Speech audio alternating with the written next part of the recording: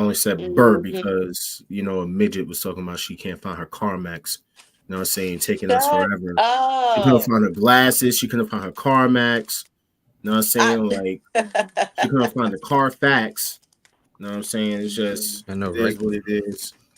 You know what I'm Y'all need to saying? be quiet. I ain't do nothing to you. Listen, it's the Wolfpack Wrestling Podcast. Either live. I don't know what this one's over there trying to munch on over there. You know what I'm My saying? cookies. My cookies. Okay, heard you. Now you want to munch on cookies while we're going live. You could have munched on cookies before now. You know what I'm No, saying? no, I No one want to cares do it about you and your. live. All right, I that want heard to you. do it live. Okay, heard you, Cookie O'Reilly. Whatever you say. I'm Oh telling man, you. listen, everybody, you know what the time it is. Make sure you guys share this live. We're gonna go live as soon as we hit that magic number. It is episode 130. Yeets and consequences. I know you can't see the cue because of Jay Uso's big ass head, but I'm sorry Don't about do that. him. Don't do him. I mean, he did his big one, right? He sure Mhm. did. He won. You know what I'm saying? We gotta talk about it. Oh man, it's a lot to talk about. Definitely gonna cover that Vince McMahon documentary. You know what I'm saying? Um, yeah, and I mean, let's just off the initial before we even get into the show. What did you guys what you guys think about the documentary? Did you like it? Did you like it? I mean, I'm watching a documentary on a sexy old deviant, so I don't know if we can be Diddy enough to like it. Did you say can't be Diddy enough to like it? That's crazy. Yeah. It's funny how All like the right. documentary comes out and then Diddy has all this indictment. Anyway, my bad. I'm just how my mind works. I mean, it was well done. I was glad it was a third party and not WWE doing it. Yeah. I mean, but we'll talk about it when it comes up. I mean, it's not really. You've already said it 1,000 times. To wrestling fans, it's nothing new. Yeah, pretty much. I mean, there's a lot of stuff that you already knew. Maybe some stuff that may be eye opening for others. Yes. And I already know for a fact there are going to be some who like still don't care about this type of stuff. But you know, it's okay, you know, because you guys have daughters, and you know, don't listen to that type of stuff. You know what I'm saying? Because karma is a mother. You know. Mm-hmm. You know what I mean? And by the way, I am going to start trying to curse less. You know what I'm saying? Trying to start on a new leaf. You know what I'm saying? What? Yeah, of course. Yeah. Why Oh, not? he gonna speak for He said. himself. He said. I can't He help said it. try. He said try. I said try. Mm. He didn't say that he was going to start getting a bleep machine. He just said try. I mean, I need a bleep machine if that's the case. I mean, you'd probably drop more You F-bombs. definitely need a bleep machine. And you know what you need? A height machine. You know what I'm saying? Oh Like my something to I make you God. don't, walk. because I know my height. I've been this height since 5th grade. It sounds like a personal problem to me. It is not. Kim is one of those people who grew up really, really fast and shot up tallness, and then she went home for the summer. And when she got back, everybody was taller than her. She was mad as hell. Oh, man, this just sounds like a personal problem. Once again, you know what I'm saying? I can't help, you know, what you're going through. You know what I'm saying? But we'll pray on it. You know what I mean? Beanstalk. Oh, You know what I'll I'm be saying? back. I'm a beanstalk. That's crazy. I didn't know I could be a beanstalk. Mm-hmm. And by the way, shout out to everybody who's in the Wolfpack Fantasy Football League. I finally lost. Shout out to the person that beat. What did you? You know what? Go bleep yourself. Anyway, What did she say? what did she say? You know what I'm saying? But yes, you know, shout out to the person that beat me, and shout out to everybody that won this week. I'm gunning back, you know, to win this week. I believe this week I am going against Dark Kent, so this should be very interesting. Word, yo. You already know. Why y'all so quiet? Yeah, I got nothing to talk Because about. you running your mouth. Okay, so talk. I'll let you talk. Go ahead. Speak. No, go ahead. I'll be right back. You don't got nothing to say. You don't got anything to say because you're small. You have little things. Why can't you talk about bigger things? Oh wait, that's because it doesn't match with your height. Okay, I'm telling you. I mean, what you telling me? Nothing. I'ma still talk my ish. do what I got to do. You know what I'm saying? Because I am what I say I am. And if I wasn't, why would I say I am? Just to talk. I mean, I'll let you talk, but you're not Just to talking. run your mouth.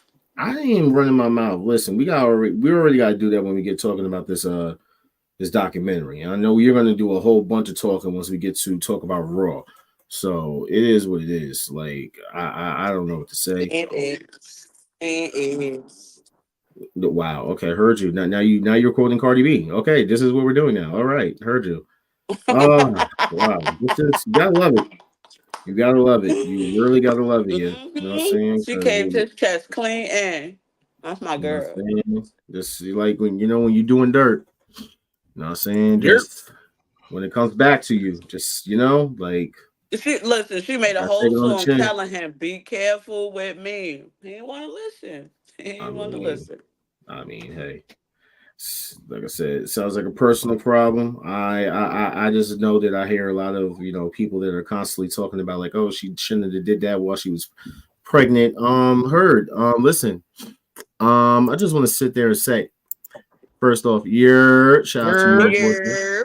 I just want to say, as far as Cardi B doing what she did while she was pregnant, yeah, let me just be very clear. Do that. She did not. Let's be very clear.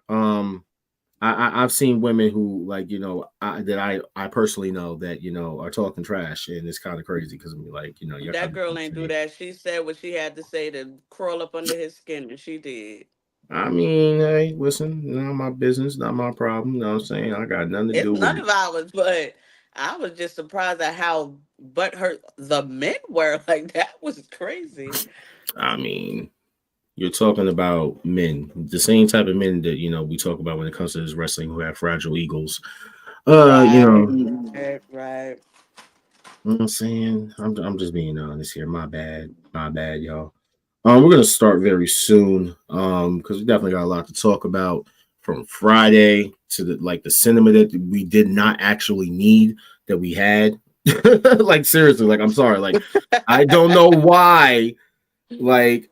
It did not need to no Diddy go so hard. Like, there was no reason for the music at the end of it. Y'all could have did that in the middle of the ring, but y'all decided to go to a whole football stadium. That face off was real cinematic. I'm telling you. Like I said, we're gonna talk about it. We're definitely gonna talk about it. Looks like we're actually at that magic number, so I'm gonna get us a start now. You know what it is. You know what time it is. It is the Wolfpack Wrestling Podcast. We are normally here every Thursday, 7:30 p.m. ish. You know what time it is. Let's go.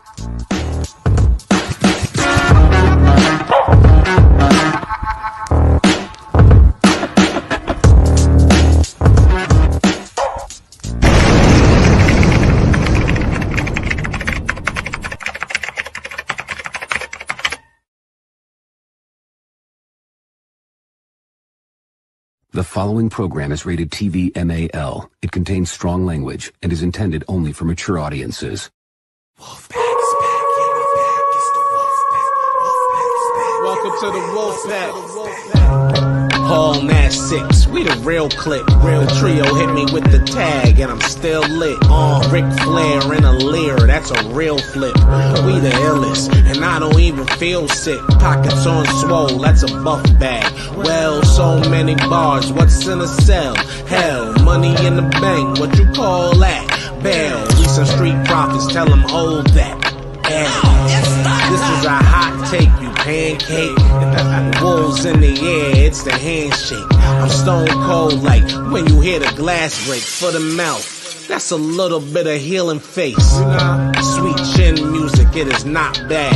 I'm about to hit job with the hot tag. Ask Kent, keep him with the star where the wolves at. 7:30 every Thursday, it's the wolf. Here's a hot take, the opposition's dead, man. No pop, burning down the industry in darkness where the curse stomps. Some sharp shooters in your house, we the hitman. Let's treat whoever was no shade kid, you's a big fan. Name another better, doesn't matter. We don't rock with hate, strictly for the culture and our nation, cause we dominate. Wanna brawl, we we all in and don't care who we gotta face. Toss him off a balcony like New Jack and give a smiley face. Little extreme, but for my ooses, we on go time. Pushes over the edge, somebody yowing, that's a bloodline. Unapologetic, totally non-stop, we cross lines. Got Thursdays in a death lock, somebody tell him it's showtime. Real honor in this pack, we the foundation. Final countdown, yeah, we got the crowd waiting. Every Thursday 7:30-ish, and the show is stacked. Go and run and tell a friend we back, it's the Wolfpack.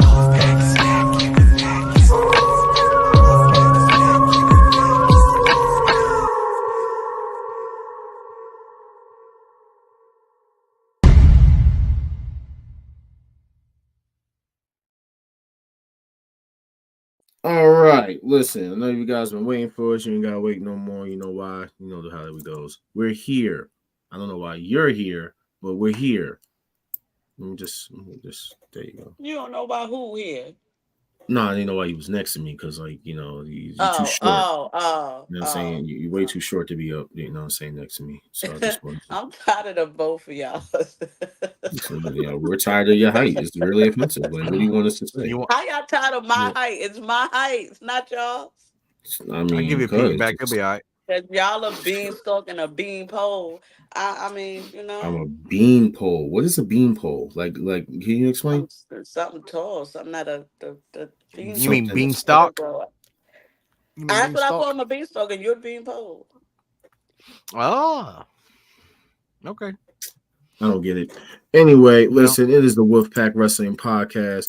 We are normally here every Thursday, 7:30 p.m. ish. You can catch us on Facebook Live and YouTube as well at the Wolfpack Wrestling Podcast. We are normally on Instagram for the first hour at _ the Wolfpack Wrestling Podcast. We are live on my Instagram today. Once we are off of Instagram, you can click the link in the bio to access our Twitch account, or you can actually just Google it or look it up on Twitch at WHOISQU3Z. You can scan the QR code right there in the corner. But like I said, click the link in the video description or our bio so that way you can access all of our content. So, Wolfpack Wrestling Podcast. What would you guys like to talk about? Vince McMahon is a rapist. All right, I'm sorry. I just have to get that out. Yeah, that man is sick for real. My bad. That man's really sick after watching that damn thing. You know what I'm saying? The force is now tuning into us on YouTube. You know what I'm saying? So shout out to you. You know what I'm saying? Definitely, we're trying to get those YouTube subscribers up. So guys, make sure you guys subscribe and give us a like on YouTube when you guys get a chance. All right, so we're gonna do a couple little games today. Not too much because we got a lot to get into. Yep, we do. First things first. Pick an era. Attitude. I love attitude. I love the attitude era. Ruthless aggression. Now, are you saying that because of the documentary, or are you? No. If I was being real, I would say toothless aggression. Oh, okay. All right. You know what that's about. Okay.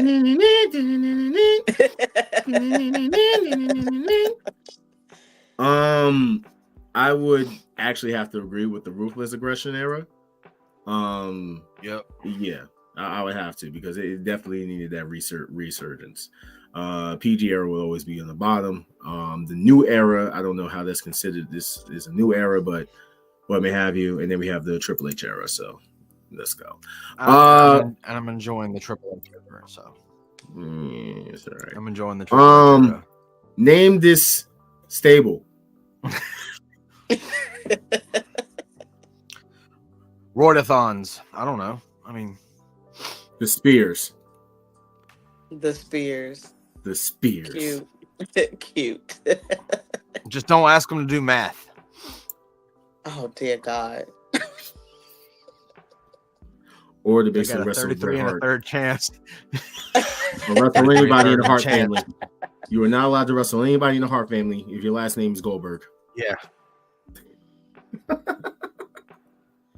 Oh man, let's go on to the next one. So boom, 5 years on the main WWE roster, WrestleMania title match against Becky, SummerSlam win against Ronda Rousey, MMA background, Still, whenever Shayna Baszler makes her entrance in WWE, not a single fan cheers or boos. Why? Charisma, none.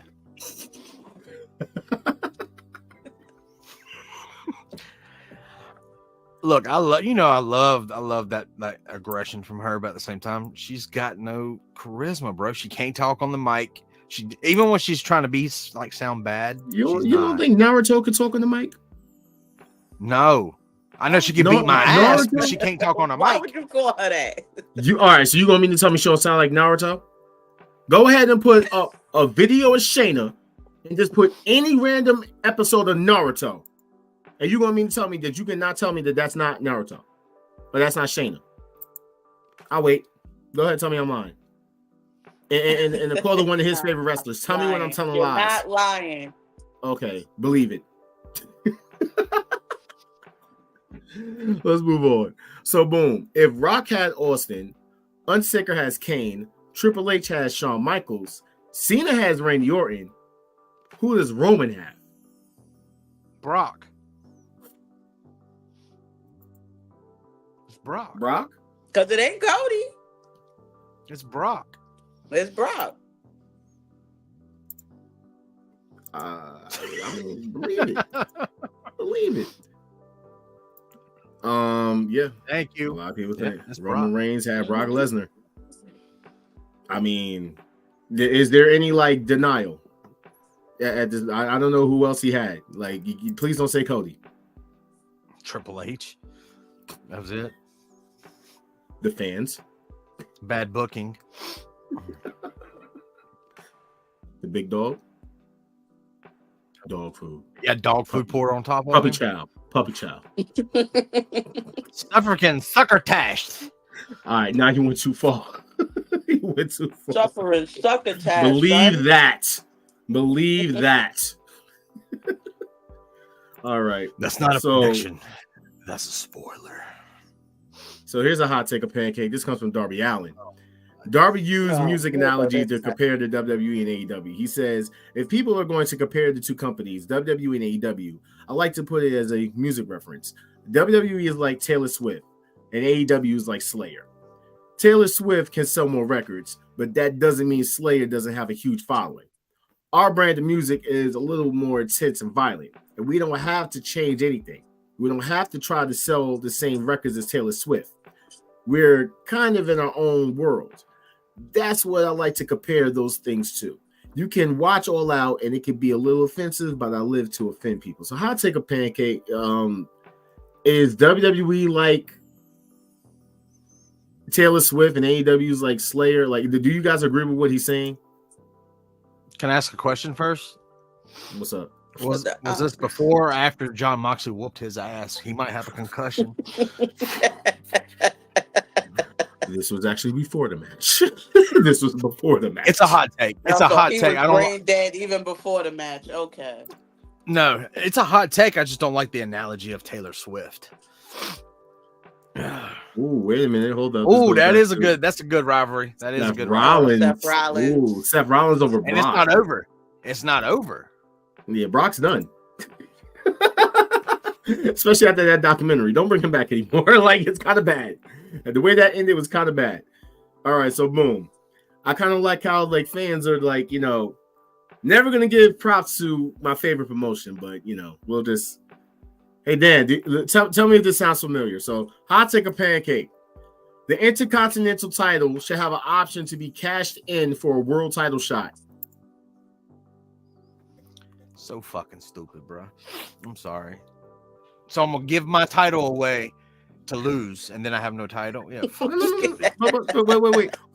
I could have sworn I know a company that does that. I just can't put it at the tip of my TNA. Sorry, my bad. He said TNA, Jesus. That is such bad booking.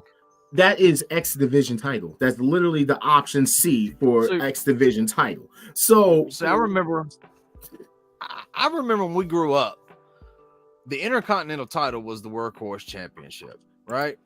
But it also was the number one contender for the heavyweight belt. When you won the Intercontinental title, you were the number one contender for the world title. That has gone away, and that was back for like what, Warrior and Hogan days. Hell no, Intercontinental is not an option. Yeah, that's right. That's what I'm saying. So just so we're just putting this out there, because whoever made this is an idiot. You want them to make the Intercontinental title that they just tried to put a large prestige on with Gunther's reign, to become the X Division title all of a sudden, like just or the Money in the Bank briefcase, basically, shit. Or the casino chip. Or call your casino chip, or call your shot briefcase, or Feast of Fire briefcase, whatever you want to say. You like, come on, really, it's bad enough that you basically are sending a lawsuit against TNA right now that a lot of people aren't talking about, because apparently you're trying to sue them because you're saying that they stole intellectual property, but you guys don't own the IP to Santino Marella, but you're trying to sue TNA for that. And listen, I don't understand. If you don't own something, how are you trying to? Whatever. So let's win in my soul.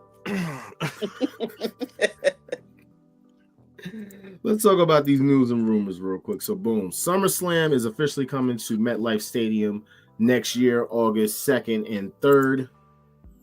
I bet you love that, bro. And my girl Courtney gonna be there. Listen, I know everybody gonna be there. I don't know if listen, I said I'm thinking about going. I am thinking about going. You said mandatory, so how you thinking now? If you said mandatory, because I forgot next year they're basically jacking up all the prices, so I'm thinking about going. Well, you can start saving from there. SummerSlam's going to be like WrestleMania. I mean, for one ticket, you're right. Yeah. Huh? I mean, it is one of the big four, right? Yeah, it's going to end up being the new WrestleMania for the summer, so that's what they're calling it, WrestleMania of the summer. So, I mean, that's technically what it's really been this entire time when you think about it. Oh yeah. So I think that's I personally think it's dope. However, I know a certain somebody who's not on the show right now will be on here later, who swears that he hates when shit comes to town. Yeah, so I wonder if he wants to go. That'll be interesting. Let's see if he wants to go. I would love to see if he wants to go. I know he'll go. I know he'll go. Oh, freaking guy. Wait till you get on here. I want to hear him lie about that. So Taller Tonga. Oh, I know the ticket's going to I know. Trust me, I know. That means World Title Championship in one night, main event in WWE. Yep, we know.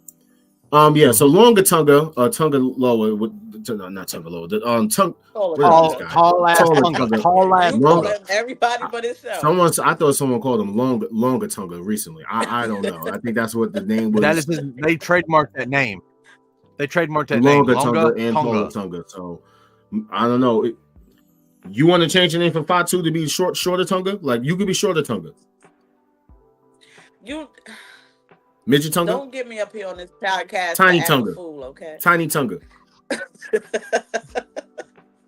Your new name is TT. Tiny Tonga. Let's go. No, Tiny Tonga. Absolutely not. Heard you. All right, Tiny Tonga. All right, you better not change it either. I will. I'm gonna change it in our chat. Don't do that. We're gonna use Tiny Tonga from now on. I love how you change someone's name and then like 2 weeks later they finally realize it. Like, why'd you change my name like that for? Ginger. So in our group chat, like shout out to Ginger, who's having laptop problems. We hope that works out. So the funny thing is, she doesn't check the chat all the time, I guess. And it took about 2 weeks for her to notice that I've changed her name to Ginger Lauren Hill Spice. So the person that doesn't show up on time to shows. Always late or you never show up. You know what I'm saying? So we're gonna call you Lauren. We'll see you next week, hopefully. You know what I'm saying? Kiki Tonga. Kiki Tonga? Kiki Tonga! I'm tired of you. No, you can call my baby that because her nickname is Kiki. right, cool. Kiki Tonga. So she'll be Kiki Tonga and you'll be Tiny Tonga. Got it. Whatever. So Hulu content is going to be leaving. Hulu content. Sorry, WWE content is going to be leaving Hulu officially. It's just SmackDown. Now Raw was on there. Was it? Raw was on there. Yeah, I saw it pop up. I definitely saw it pop up. So, Roman Reigns has dates. Yes, sir. Should have just gave that man the title. You know what I'm saying? Because Oh, please. like every week. Roman Reigns will be your new speed champion. No, I'm kidding. Don't disrespect the tribal chief like that. Don't do it. He would bring. We ain't doing that. He would bring prestige to that title. Because he would actually bring it to No, he wouldn't. He'd be like, I'll wipe my ass with this title. Someone said for some reason people keep saying like, oh, he's gonna bring out that blue universal title because they're still recognizing that title and that Cody is a 2 title holder. And I'm like, no, they're not. It's supposed to be a title that has been forgotten about, kind of like the 24/7, 395, 876, BET. He stay on live with that title on. So wait a minute, was that Carmichael? Carmichael, you in South Carolina? Mm-hmm. Is he? I believe so. Oh, we're going to get up. We're going to get up. So yeah, he's going to be out there. He's coming to Brooklyn at the end of October. So definitely might look into that. You know what I'm saying? As I was saying, WWE has filed opposition to a trademark registered by TNA, and that would have to be the Santina Marella. Like I said, so much for NXT&A, right? Where'd this come from? What's the source? I don't know the source. Is it but Nick? I've seen other people report it. Is it not Nick? just these guys? No, I'm just asking. No, they did. It's public records, but yeah, I get it. I'm just trying to make fun of Nick. What's your question, Nick? Extension? That's what I'm trying to understand. Like 90-day extension, but you guys haven't had that IP for about 2 years. I look, I'm so confused. Honestly, I think it's someone in the corporate office and not like anyone who matters. I think it's some little dude in the office of corporate. Like, I mean, no, that's ours. No. Sounds like it. It definitely sounds like it. Snowflakes. So Wardlow's actually been injured. That's why he hasn't been on TV. Knee injury. So the whole reports about him apparently like having no direction or nothing for him or whatever. He's basically injured. And for those who don't remember, he was in a car accident too. After he got injured. So just saying. I mean, that's where he's at. That's where he's at. Shinsuke Nakamura and AJ, on the other hand, are apparently fine and healthy, but just aren't being used on WWE television. Right. You want to rant? AJ Go says rant. the I Quit match. I don't know if I want to rant on this because I think I've ranted enough. Send the motherfucker to TNA, okay? Let him go to TNA. Send Shinsuke down to NXT and let him do his vignettes that are cool as shit. Or hell, put him on SmackDown and let him start going over there because they need more stories. He's already on SmackDown. That's the crazy part. I know. Right, because he hasn't been seen since what? The I Quit match, right? Since the AJ? Yeah, well, Yeah. AJ since the I Quit match and Shinsuke And since Shinsuke was before then. But they're letting AJ do outside stuff. No, he only did one. I thought he did too. I thought he had two different matches. Yeah, one match. Oh. Yep. Yeah, one match. And Shinsuke's what? Just sitting and catering, hanging out? No, probably at home surfboarding.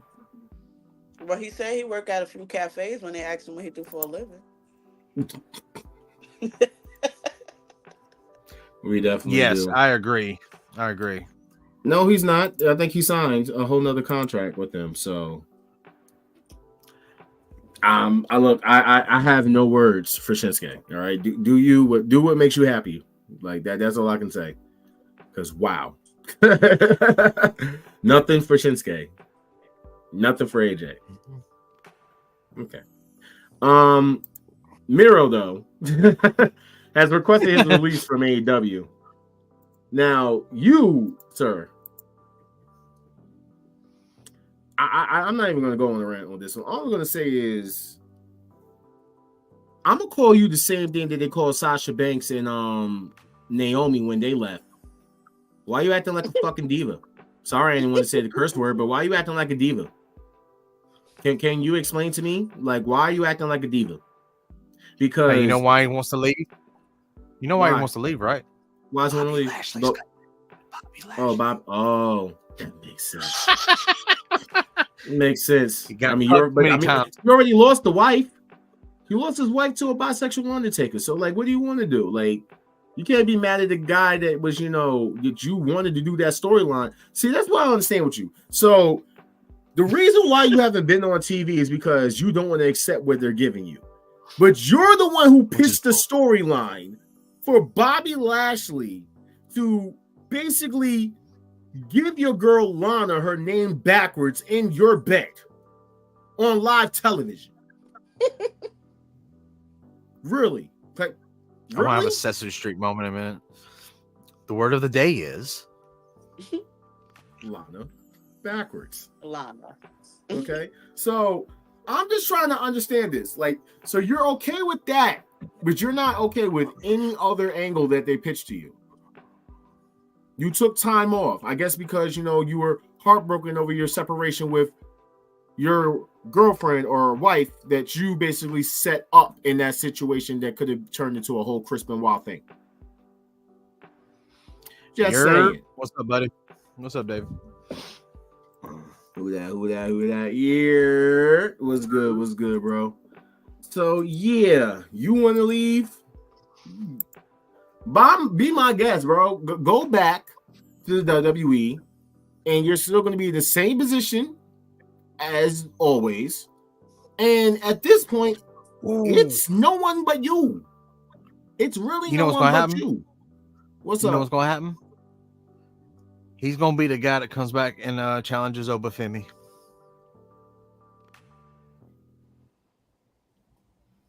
There's That's your creative. Vince McMahon. Yes, I know. I like how the music got really quiet so I can say that. That's very Vince McMahon. It definitely did. It was very dramatized. It was great. Like, seriously, like, I can't, bro. I really can't. By the way, there will be no more AEW pay-per-views on Bleacher Report. It will now only be available on payperview.com, YouTube, and Triller TV. I believe they said. But Sky, right? Yeah, I believe Sky, and then if you're overseas or whatever, or Fightful or whatever, Fight TV or whatever.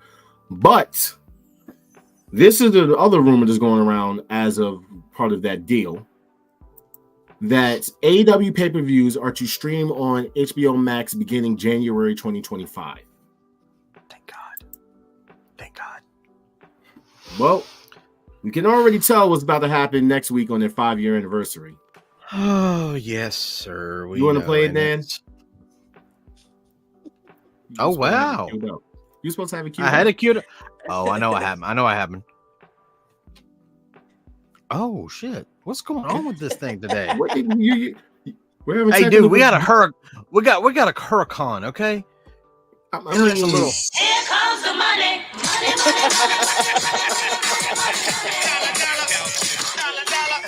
Okay, we don't. Cause yeah, true. Cause this picture came out today. Like, dude. First off, Shane looked different than when he was meeting with Tony. Let's just talk about that real quick. When he met with Tony, it looked like he looked like he tore his hair out when he was meeting with Tony. This looks like he's just happy as shit. So,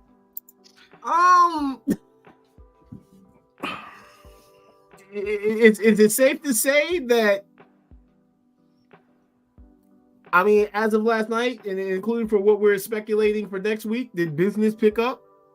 I know it might hurt some people.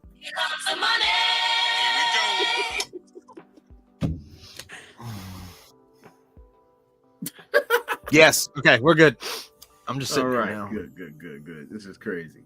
So, boom, you already know what time it is. Lock in because you know what we got to talk about. I was going to wait till All-Star got here. So, should I just talk about the documentary? He said around 8:30, right? We got like what, 10 minutes for him?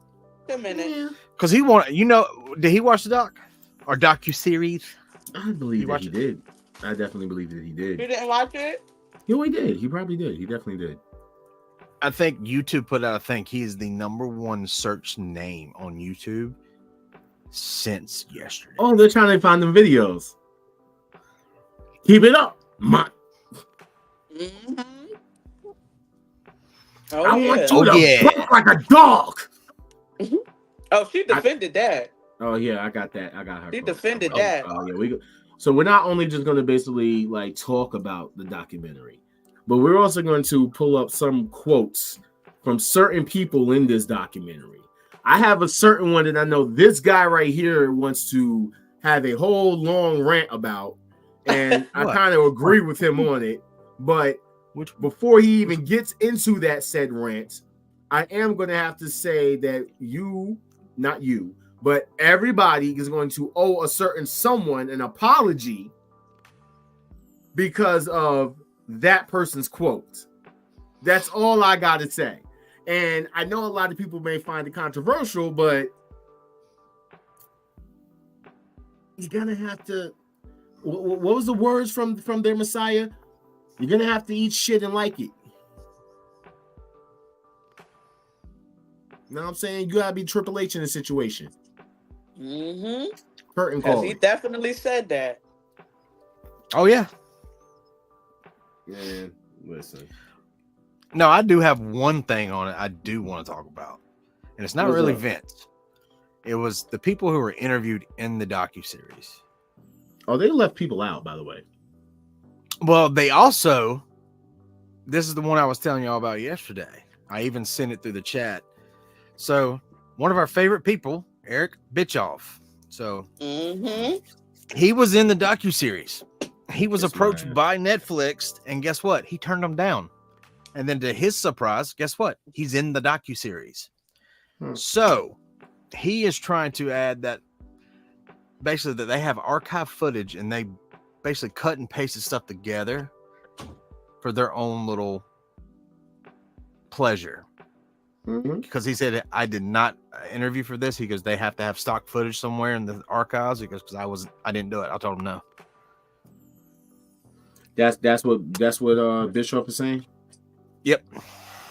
He said he didn't. Either he's lying and saying he didn't do it. The first time he got caught lying. I mean, didn't the guy sit there and lie and say, "Oh, I never ever was control or working as a managerial figure in TNA." Yeah, he was. We know you was. You said you was. And then gonna lie. Here's another thing. They give the longest platform on this thing to the biggest liar on the planet. Don't Hogan say Dave Meltzer. No. Actually, I'm going to praise Dave Meltzer because that shit was funny. Okay. Whoa! I laughed my ass off when he got that little dig. Because I'm going to clip that. Can you say that one more time? I said, what did I say? I forgot. No. You know what you said. I said I will praise Dave Meltzer. I will praise Dave Meltzer because he actually said something. And one, it was true, but two, funny as hell. The whole, like, he digged at him. It was like a little subtle dig that, Meltzer does, but it made me chuckle. And then I was like, he's not wrong. So Meltzer wasn't really lying in the docuseries. I'm sorry. It was fine. Yes, Dave. I don't hate you right this second. Fucker. Look, There was a lot of people. I know I'm waiting. I'm waiting on All Star, but I am going to talk about this though. So boom, what we can do is let's just get into this. Wait a minute. Did you guys see the Mercedes Moné interview? I didn't see that. Okay. Oh, Dan, you saw it. I watch everything, bro. Good. So I actually want to talk about this. So there were some questions that were asked, and it kind of rubbed people the wrong way because she did mention the fact.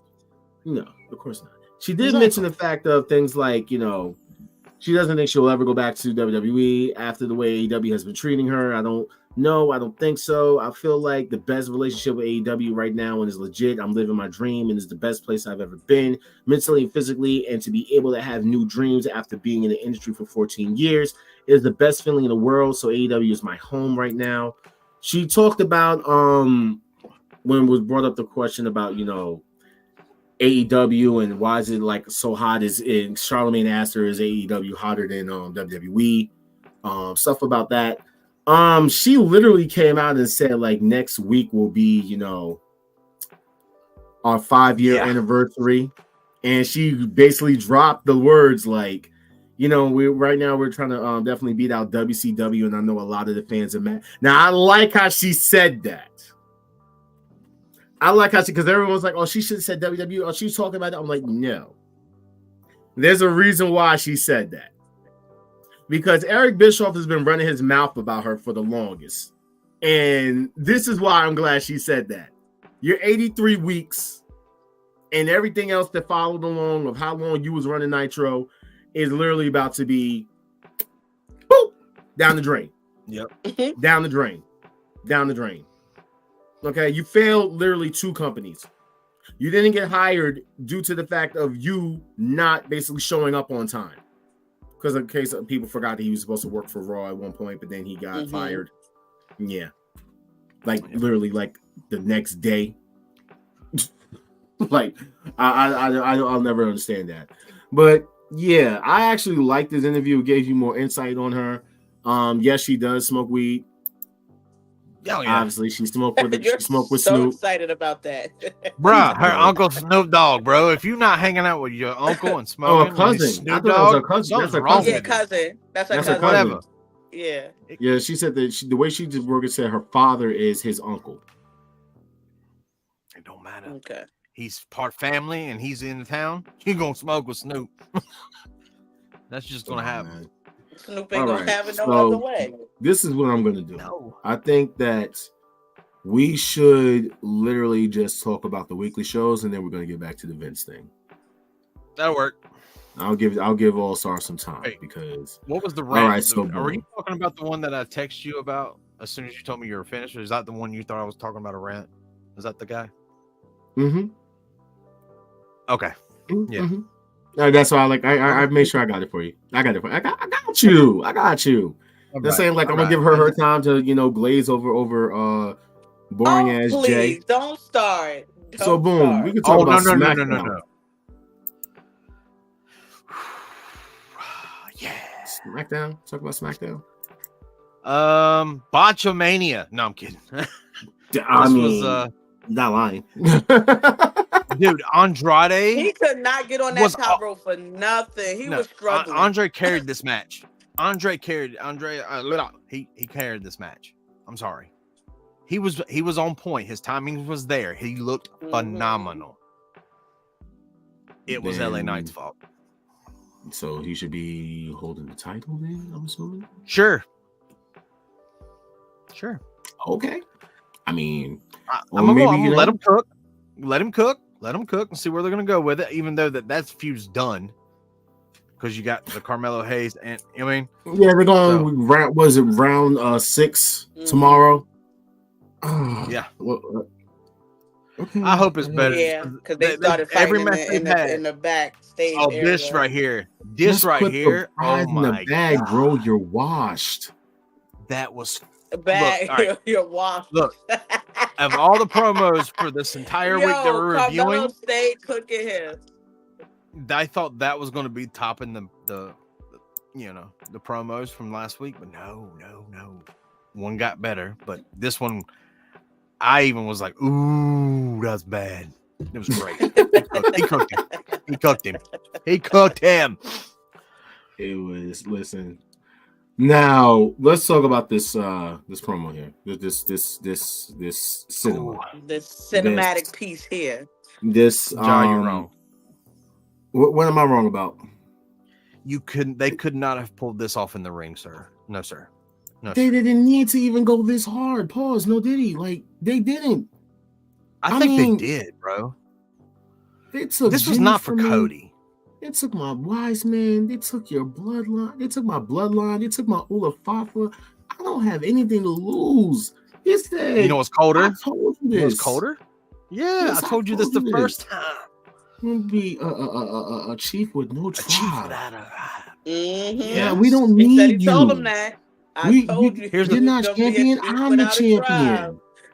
We already have a tribal chief. You're not in. You're not him. We already got a champion. You're not in. You're not him. So Cody's got this. He could not pull that promo off in the ring because Cody is a pleaser. And if he was out there and people were cheering him, he would be a baby freaking face. heel. He needs to be healed. He has to be. That's healed. why they did this. He There's That's why no- they needs did to this. be healed Like, for real. We need healed. But listen, I'm telling you now, not to cut you up, but I'm telling you now, for all the people that be like, "Oh, you're an AEW hater," I was never a Cody fan. However, the one thing that I said that this man needed to do when he was in AEW was go heel. It's the fact that he refused to, and that is why he became boring. Boring. When he was on the Independence, as soon as he left His heel WWE, work was he was a his best straight work. heel. He was a heel the entire time. The entire time. Like, And maybe you it guys worked. should, since you guys are so-called fake TNA fans, maybe you guys should go and watch when Cody was at TNA with his rivalry with Moose. Oh, you guys trained together? His New Japan.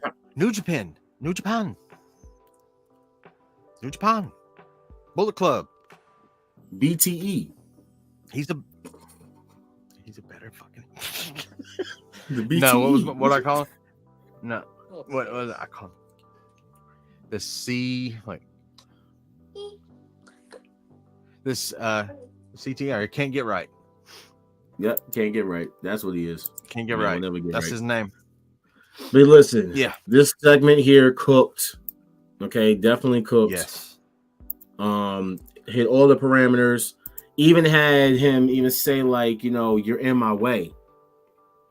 Oh, dude, that was so In fire. life. That was In life. In life. in life. Walked away, had the music playing in the background, mad dramatic, having the camera pan out, see him walking across the field. After you told that man that this is my state, no, this is my country. This is Rose country. Yo, Dude, and you want to know who was off in the behind ring, I'm that? telling you. But wait, but do you guys know who was behind Oh, I it? know. Jeremy Borash. You know where Jeremy Borash is from, right? TNA. Yep. Give props And? to TNA. Okay, just Who else? saying it. Who else was there? Paul Who Heyman. was on that? Thank Paul you. Heyman. But Jeremy Borash. All right. Man has done phenomenal work. Okay, go look up his work. He definitely produced that. They cooked. Yeah. They definitely cooked. This was a fire segment. All right, complete fire segment. And then Picked it a was the great song for it, reaction. The reaction. Okay, y'all. I was waiting on him to slap the shit out of Byron. I would wait for him to lay him out with that shit. Man, All I listen. thought about when I saw that was Kent. There's Kent. Waiting on KO to slap the shit out of Dark Kent. No, I really thought that, if that was Kent, then this is technically like the Will Smith when dad didn't want to stay. Like, how come you want me, man? Dude. How come you want me, man? That's so wrong. But it's all right. So he came out to the ring. And you know who confronted him? You know what I'm saying? You should have saved that video I sent you and play that one. I can't copyright. He really No, I sound like timed it Dinosaur perfectly where you Bird. wouldn't get copyrighted. Oh damn, I should have. So I cut yeah, it. I cut both sides of it so that way it wouldn't get copyrighted. But yeah, they it was beat good that stuff. man down. They beat that man down. He got some help. They got It was turned crazy into. how it was no pop for DIY though. Like absolutely When has there ever none. been a pop for None. DIY? Like None. absolutely none. When has there ever been a pop for DIY? Let's stop this. I've been said Johnny Gargano. Exactly, no pop. NXT. I've been said Tommaso NXT. Ciampa. Exactly, no pop. What are we doing here? What are we doing here? What? Tommaso If it Ciampa's a was better even, heel I than wouldn't NXT. even know they came out. Try to tell y'all, like that send them back to NXT where they belong. Send them to NXT where they belong. Because like seriously, we gotta play with him. all It was right, horrible, and, bro. you know, we got the WWE special. But you know what I'm saying at the end of the night. But let me ask you a question. Did they send out to Street Profits because DIY didn't get any pops? No, story booking. Yeah. Well, I mean, they went to NXT and Yeah, right. screwed them. I'm not gonna even talk or even glorify the Apollo versus Giovanni fight because No, that is horrible. That is dude. It's horrible. Repackage again, please. Like why Just wouldn't they put him- even put him let back his with lick back Imperium. on Kaiser? Yeah, Right. put him back they with didn't let that Imperium man and come let him and get go. his lick back. look, I don't know. I have no words for it. It's just wow, like wow. He came back About just as with weird baby oil, as like he just left a Diddy party. oh my, you gotta chill. You gotta chill. You gotta He was chill. oily as hell. All I know is we ended Got up your getting baby a on? 6-man tag, like we always get at the end of these SmackDown events now for some strange reason. 6-man. So always. not only was that weird, but the finish of Nia and basically Team BBL versus Team what did I say before? Cake and a half. Anyway. I don't even think he a half. Tiffany is a half, I guess. But anyway, No, mm-mm. what was Tiffany's this? flat. But what was this? What was this? At least it wasn't the half-ass PG air booking where they're like, "Oh, since both of you pinned her, you both get her at the same time." No. Yeah. At least now we So, got where they actually have to. Tomorrow they face off, right? You should have just did that in the beginning if that was the case. Mm-hmm. Like really, like you should have just did that in the beginning. Like, horrible. Now we got the whole match that was supposed to happen to an extent because DIY got destroyed before the match started. Kevin Owens got jumped. Street Profits came and they saved him, of course, because Street Profits don't have Bobby anymore, so now they got a Canadian. So anyway, so they came out. they came out. They helped him. You know what I'm saying? And everyone's looking because after they get beat up, it's like, where's Cody? And I literally had said, like, where's Cody? And then as soon as I said that, this man comes out. Here he come. You know what I'm saying? With a chair, he beats everybody up. You know what I'm saying? They all run. Kevin Owens like gets up, he picks up the chair, he goes and check on them, and at that time I was just like, I think we all were screaming, hit him. I think Not my everybody Kevin wanted him Steen. to. not my Kevin Steen. I think we all were screaming, hit him. Not my Kevin Steen. My Kevin Steen would have actually hit that man. Okay, he would have redacted that man. Okay, literally took his whole head off. Okay, literally would have been on some XPW type S. Sugar Honey Iced Tea. Apron bombed him. Apron power No, bombed his ass. Know what I'm saying? Give Cody some CTE from redemption. Know what I'm saying? That's what this Kevin Steen I know would have did.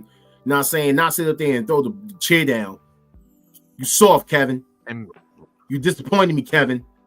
Should have stayed home alone, Kevin.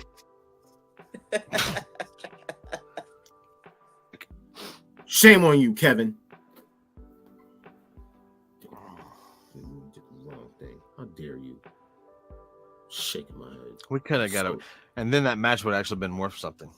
But no, let's shake hands and hug, and be best friends forever. Not the list. Not the list. My dad is Dusty Wells. My dad is Dusty Wells. Wait, Monday Night Raw. And I'll raise you, and I'll raise you another. Monday Night Raw started off with these guys. Dude, I'm so sick of him. I swear I am. No, this shit cooked, bro. They came out, and as soon as they came out, you seen me fighting Braun. You saw me beating up Braun, but you saw me beating up Braun. I know you saw me beating up Braun. Actually kind of like tearing you up. You got your overall. I was beating up Braun. You know what I'm saying? I had to tell it a little bit. You up. You know what I'm saying? It is you what went it is. for a little bit. He put you down, baby. It's okay. You a hater. It's okay, though. You got back up. You got back up, though. The tsunami poppy is always going to get back up. You got back up. I said you're going to learn today. You're going to learn today. So let's go into this, because we have a little shocking revelation about the Bad Blood match. Dom.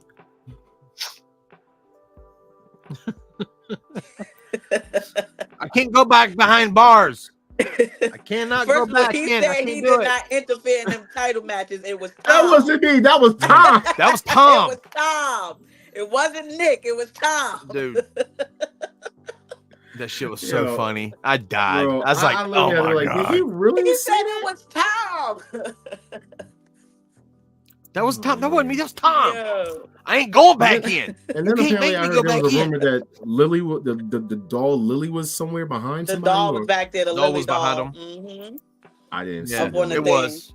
But here's the funny thing. It Apparently, definitely he reported was. that Alexa Bliss isn't coming back until next year. So, Oh wow. take that with what you will. But yes, a shark cage match. You might as well just call it the Custody of Dom match, part 2, because Part 2, right? this is literally what it is. Hanging up above the ring. That's literally what it is. Let's get into this Ludwig Kaiser and Sami Zayn match. Sammy? Yes. Y'all can have it. I'm not talking about Sammy. I mean, they're just gonna keep on pushing this guy, even though he's not it. But hey, good match, I guess. Good match. You know I mean, don't get me wrong, he's a good worker. It's just don't. He's not it. I love me some Sammy, but he's not it. He's not it. They gave him the Daniel Bryan treatment and it didn't work. Funny, the mic dropped. Okay. Like, are they really gonna try and just have him dethrone Gunther every time? Gunther said straight up to that man, if you really want to side him more than anything else, then Ontario, California is the right place for it. I think tonight is the right time for it to step up and tell you right here, right now, no. No. Like the father on Friday. No. No. Like, no. Like, what are you talking about? So we had started getting this little nostalgia. Oh, yes, I loved it. It was funny. Yeah, that right there. Man, I'm sorry. Every time I see somebody with every time you see somebody with that unicorn headband, llama penises. That's all I can remember because of The Rock. I'm sorry. They had to stop wearing that shit because of that. Of course, it would never end. Because Rock roasted him. That's never going to end. So let's just get into look. Oh, this was good, man. This was good. Next week, it's me and this punk. All right, this fake dude. And I'm gonna tell you right now, it's a Monsters Last Standing match. And Braun, you don't want it with me. I'm gonna hit you from the top rope with the tsunami. I'm taking you out. I'm gonna break the ring. You think that you're a big SOB? You're not. You're a tiny man in a big pond dealing with a great white. And you got to get tsunami. He was kind of handling you, bro. I don't know. He's saying that you're a tuna fish. You're a tuna. He was kind of handling you. Mm-hmm. Like I said, you don't want no smoke with me.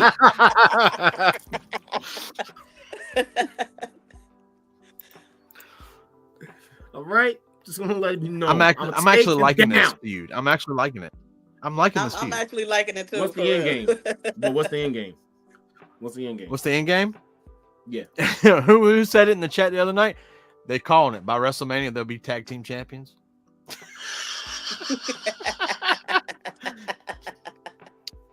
I'm not tagging with this big SOB.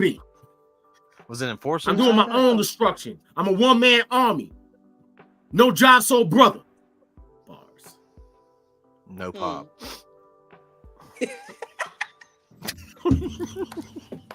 First off, that was a bar. One-man army, no job. And you, I heard the bar. But I'm leaving. You know, y'all do the show. Welcome to the Wolfpack Wrestling Podcast. There he is. So this little exchange. Oh my God. Whew. I have trouble sometimes watching him talk tough, and no, I'm just waiting on him to do Steiner. When he move his hands, you see all that tanner in his nails, and like, come on. Oh, you looking hard, like, girl. I didn't see that shit. Yeah, What you looking at? I didn't even know that. I'm That's telling you, wild. you can see all the tanner like that. It bothers me. It bothers me. Why are you looking so deep into his nails though? Like, Yeah, that's a deep, like It's a like, pet peeve. I'm deep sorry. looking. It's a pet peeve. It's a pet peeve for real. is that a pet peeve or a fetish? Like, what's going on with you? No, Like, it's a pet peeve. I always look at people's nails because that one thing I hate is dirty nails. so you're staring at his nails. He moved his hand in front of the camera and I seen all the stuff in his nails. What the hell? Why was you looking so hard? Because his hand was in the camera. Why was you staring at his hands? Was I supposed to be looking in his mouth? Why was you looking in his mouth? Like I said, he had his. We're gonna pray for you. We're gonna pray for you. We're gonna pray for you. Diddy all over Please again. do. Please do. Please. All right, and we're off of Instagram. Shout out to everybody who's watching us on Instagram. We're about to go live now on Twitch. You know what I'm saying? And boom. Welcome to everybody that's now tuning in on Twitch. You know what I'm saying? By the way, before I went off of Instagram, this is weird person following me named Jada Parker 33. You're not Jada Parker, so I don't know why you're following me. You're not Mrs. Parker, all right? You don't understand how many fake Jay Uso pages I have following me. It's like thousands of them, I swear. Weird, nasty word. Weird. This promo though, I loved it. I'm telling you now, this man is turning on Jay. You think so? No. I don't think Sammy gonna turn. This is the only way No. at this point because Sammy needs to go back to being heel. I can't do with this babyface crap. I'm sorry. I want him to go I back can't. to doing the bloodline. Yeah, how about he go Yeah, back I want him to El go back with Jay Generico? to the bloodline. I do. He should be El Generico. I liked all of them together. Thank you. Thank you. El Generico. Shave the beard. Shave the head down a little bit. Just shave the beard and be El Generico. If you don't know who El Generico is, a phenomenal wrestler. I know that they said that he's still working in an orphanage, but I don't think so. That's the one part of kayfabe that man Samuel would not let die. So, word. Now let's just get into. They lost Again. Yeah, but again, that's because Xavier Woods crashing out on Chad Gable. Wow. Like wow. And then he started to crash out on Rey Mysterio. So now they got a match next week. I love it. You mean to? Because they helped. He crashed out on him. Like, huh? I said all because they helped. He crashed out on him. Nah. He just came and tried to talk to him, and Xavier he was still mad from last week. And look who's here. Yeah. The one and only All-Star. Hey, bro. All-Star. We're not talking about Raw. For those who don't know, right? I had an interview because I have an award show this weekend, and my new album's coming out tonight, so I got a lot going on. Yes. But shout out to the Wolfpack Wrestling Podcast. I love y'all. Miss y'all. Look at Kimmy. Look at Kimmy with a background today. Congratulations. Right. On her phone, right? It's crazy. Wow. Still got a little box. Y'all talked about the documentary already? No, we stopped. waiting for you. We stopped. We waited for you. We was waiting on you. Right now, almost at the end of Raw. Where were we? Talk about Xavier Woods crashing out. Yeah, he crashed out. Crashed out on Ray. So that's a match next week. And now we can get into the match that Kimmy wants to talk about. Jey Uso versus Braun Breaker. I'm gonna give you like 10 seconds so that you can go. No, don't give me 10 seconds because we're gonna tear this up. That match. It was a lot of people saying my man was not gonna do it, and he did it. That match was a 10 out of 10. That man said, "I'm not gonna take you lightly. I'm gonna dog walk." Now I'm gonna be straightforward. I did not see the match live. I had to go back and rewatch it. Dude, that was a fire match. Huge fire match. Yes. That match was 10 out of 10. It was a 10. Yes, it was a 10. Hands down. Perfect match. I mean, from the match to the ending, because he had a real close call, and I was like, "Yo, did he really just?" And then it like, woo, and then I literally thought he was about to lose, and he hit that man with his own spear, hit that with that. And I never thought about spear versus spear until I was watching the match, and all of a sudden it was like, "Oh yeah." They were spearing the hell out of each other. I mean, Jey Uso has 3 moves. We all know that: the Uso smash, the super kick, and the spear. Kick. Mm-hmm. Like I don't know what else he does. What else did he do? He stole a rock move too. I don't know. Listen, that match, that match was almost as shocking as me hearing a grown man say the word incest like he was saying burger. He went there. Oh, I can't wait till we talk about this documentary. I'm telling you, that documentary was something else, boy. Yeah, so this is the new champion. And Rikishi tweeted out. I'll tell you all this right now. It's time to celebrate, mommy. And you knew IC champion Jey main event Uso, Waffle House.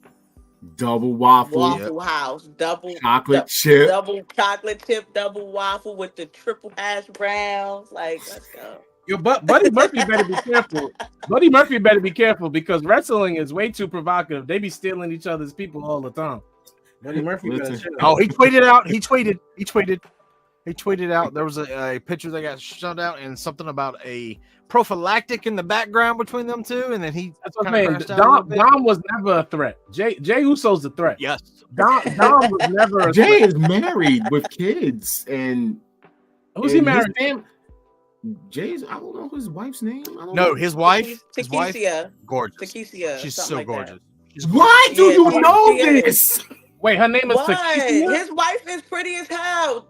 Jay, so why don't you back up open? So stop being a home wrecker. So now it's your fault. I'm not a home wrecker. The door was open. I walked in, sweetheart. How was the door open? Don't do me. The door was open and I walked in. Home wrecker. So what you're telling us is that you're doing freak offs with Jey Uso and his wife. No, she don't be included now. She don't be included. This is she be watching? Like, what is going on here? Like, what we? I need to drink that water because, like, what is going on here? Y'all need to just stay out of our business. Is what y'all need to do. Now it's our business. Like, y'all need to stay out of our business. That's just what y'all need to do. What do they say? You sound a little delulu. You keeping it oozy. You sound a little delulu. Very oozy. Anyway, my man is the Yeets champion. After y'all said he wasn't going to. That's hard. That's hard. I like Yeets. That was fine. I like Yeets champion. I like that. I like that. That's hard. That's hard. All right, now listen. If any of you other podcasters or sports whatever, look. Y'all say that y'all got it from old Kimmy Fatu. Right here on the Wolfpack Wrestling Podcast, where we literally coin phrases around here that y'all steal. Back. Exactly. Bisexual Undertaker. Obituaries of dead wrestlers who didn't die, but they died in the ring, but getting squashed by gams and car crash type freaking slams and stuff. Stolen, and that's how I know. That's how I know we get views. Cause y'all be stealing our stuff all the time. All the time. Every time one of y'all say something, I go look somewhere else and there go. Like, y'all got that from us. But that's okay, because we're getting ready for the new season. We about to be bigger and badder on y'all anyway. Ooh, so that's right. I can't wait till we talk about that soon. We're gonna keep y'all updated, but there's some stuff that's coming up. And Wolfpack Wrestling Podcast. Acknowledge us. That's all I'm gonna say. All right, that's all I'm gonna say. All right. So boom, we're gonna get quickly into NXT. I don't got really much to talk about with NXT, because it's really all filler. Because we know that they are leaving USA, and as of next week, they will be on the CW. Wait, what? What? Your girl popped up at the end of the night. I'm getting. Yeah. We're getting. You said you don't have much to talk about. That was huge. That's why I'm saying I don't got much to talk about with anything else. Can you let me cook? Thank you. Sheesh. Coming in on here all late and stuff. Worry about promoting your show. Person. So y'all get my album at midnight. Y'all go to yes, y'all do. Less is more. So boom. As you can see, they did a whole recap of like, the years of them being on USA, which wasn't that long. No. I mean, they started out on USA, bro. They did not start on USA. Oh, you're talking about NXT? Yeah, no. I'm like, no. They did not start. I'm thinking about SmackDown. My bad. They started on the network. The network. Okay. So word. I thought that was dope. As far as everything else, I didn't care about. You know what time it is. Let's talk about it. Boom. Funaki. Shout out to you for still being alive and being able to be on TV, just taking on TV time. Thank you so much. You know what I'm saying? Because for the stereotypical thing, we don't even need you, but thanks. Number one, NXT translator. You know what I'm saying? But whatever. This segment cooked. She said I'm the reason why Julie is here. Like, bro, to top it all off. You losing that belt, homegirl. To top it all off, though. Let me glaze for a little bit. My baby Stephanie Vacure. What are you going to do when you have me winning on the other side of your NXT Women's Championship? Can I tell you something, though? Can I tell you something I did learn from the documentary that has nothing to do with Vince McMahon? By the way, I feel as if 72% of that documentary had nothing to do with Vince McMahon. But one of the main things that had nothing to do with Vince McMahon is the flow of wrestling. Understanding the flow of wrestling, like everything that goes around comes around, like how it goes, the highs and lows of the whole thing. Man, we are living in such a fantastic time of wrestling. When there's so many promotions going, there is proof that every promotion steps their game up. Everybody copies everybody. Everybody does whatever's popular. And we get to see it in a whole bunch of different variations.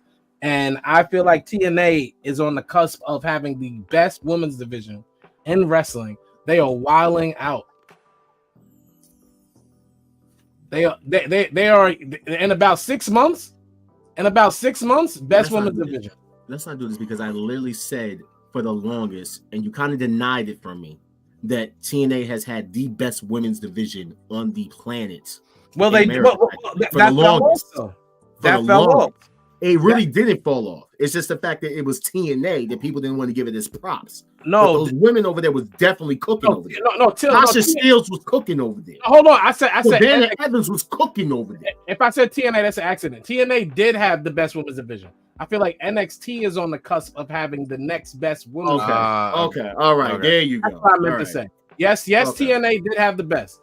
Right now, NXT is cooking.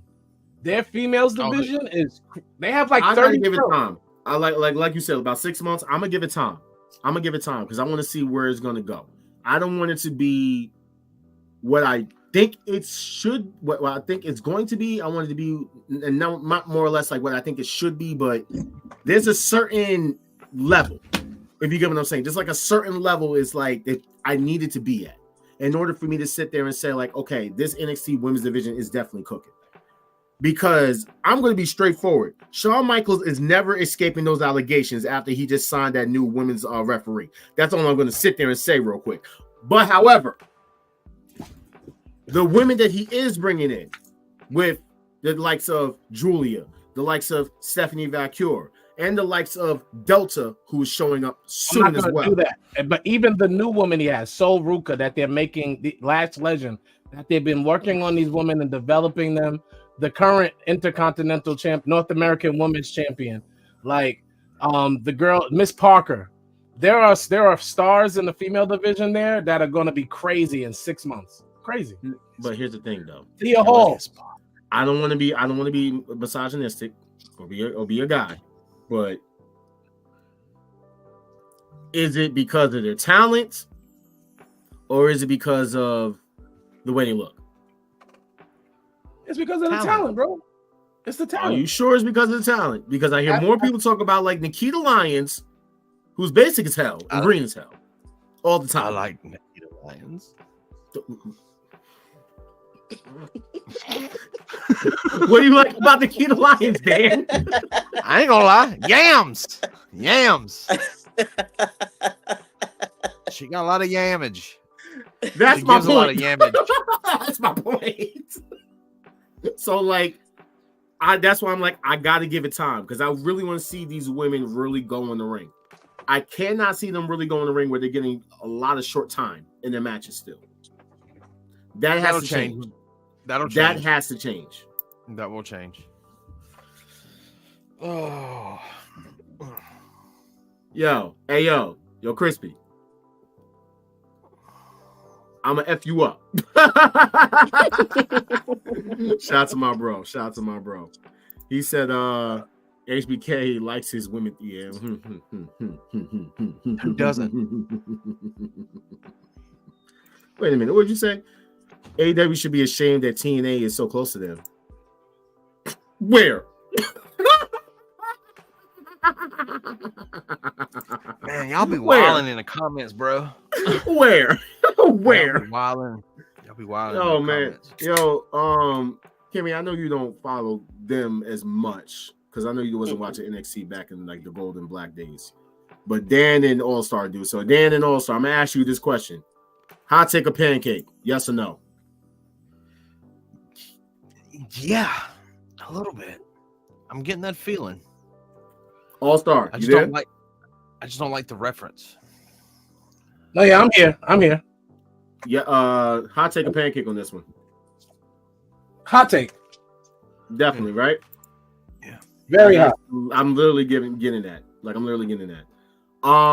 So as we know, next week it will be the official brand new NXT on the CW. These are the matches. You're gonna have Miz TV special guests Obafemi and Tony D. Fatal Influence versus Lola Vice and Jada Parker, Wesley and Zachary Wentz in the street fight. Roxanne Perez and Julia for the NXT Women's title. Anita Page versus Trick Williams for the NXT title with CM Punk as special guest referee. Now let's just go through this real quick so we can get to this documentary. So boom, AEW. That's not the right thing. That's not what's Collision's Grand Slam. You didn't. Yeah, I had it. I don't know why that did that. Rampage is at the top corner. Rampage is the top corner. There you go. I don't need Rampage. I needed. Okay, hold on 1 second. Sorry, guys. I don't know why this thing just did that because like I said, I uploaded it correctly, and for some strange reason, it's not there. I will say this is the first time I will watch Collision for the simple fact that I got to see who's going to be crazy enough to come out and challenge Jack Perry. Oh, you want spoiler alert? I'll tell you. I'll tell you who it is. Oh yeah, it happened already. Who came out? Suzuki. Oh, that's hard. Suzuki came. It's either that, or the man who just retired a championship down there.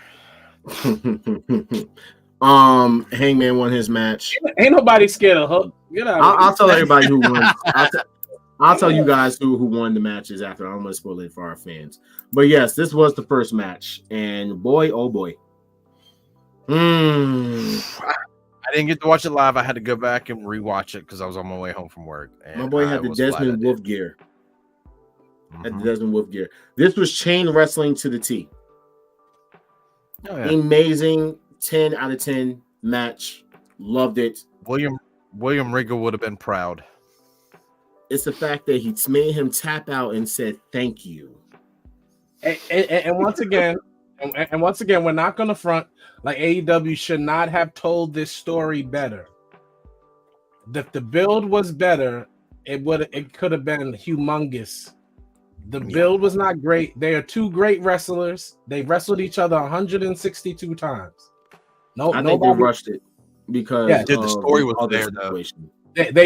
But they didn't work the story. They did not work any of that story, bro. With that, it's a letdown. Ja wanted it so bad, and they just had him come out and be like, "I'm wrestling you next week if you're not a coward," and then they wrestled, and he said, "Thank you."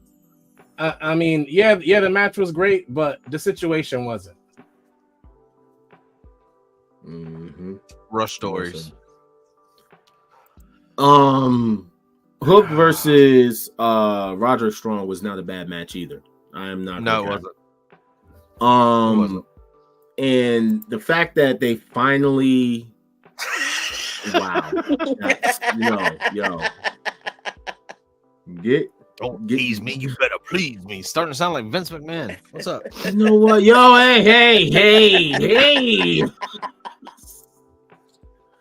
So the FCW title is officially retired. Thank the Matrix. It's done. Friends Young Bucks versus Will Ospreay and his brother. Another banger. Another banger. I love Grand Slam definitely cooked. Yeah, but why do I feel like the Young Bucks? We got the Young Bucks out here trying to prove themselves. I don't like that. Like, I feel like the Young Bucks would be. A lot of people. They got a lot of haters. They got too many, bro. At this point, like it's disgusting. I just want to know: is it going to be FTR versus them, or is it going to be the Grizzly Young Vets versus them? I don't know, but so far they've been putting on bangers on Dynamites, and people have been acting like they got to prove like they're a good tag team, and this is ridiculous. Yeah. Listen, people kept saying they don't be on TV enough, dude. This match was awesome. It was a 10. That was a 10 match right there. That was another 10. You know where I gotta go with this. Yeah, go for it. Oh yeah. The man came out, and all of a sudden we heard a voice, and I'm like, "They ain't no way that's who I think it is." I would hate for Swerve to join this faction. You know who I think's going to join the faction? You know who I think will? Will Hobbs. Yeah, he could. But little brother, Ricochet. No, because Ricochet's on. I got somewhere else for Ricochet to go. I don't want Ricochet to go to Don Callis either. This is all. He's going to Don Callis. He's going to the Callis family. This is trash booking right now. He's going to the Don Callis family. This is horrible. You know what's so pimping about this? Story building. You know what else is pimping? He came out to no music either. He just came out. Yeah. Like, what's up? Let Swerve know when he's ready to be taken seriously again, when he's ready to ascend to the mountain to where he belongs. Please give him my business card and let him know I'll be ready to talk business.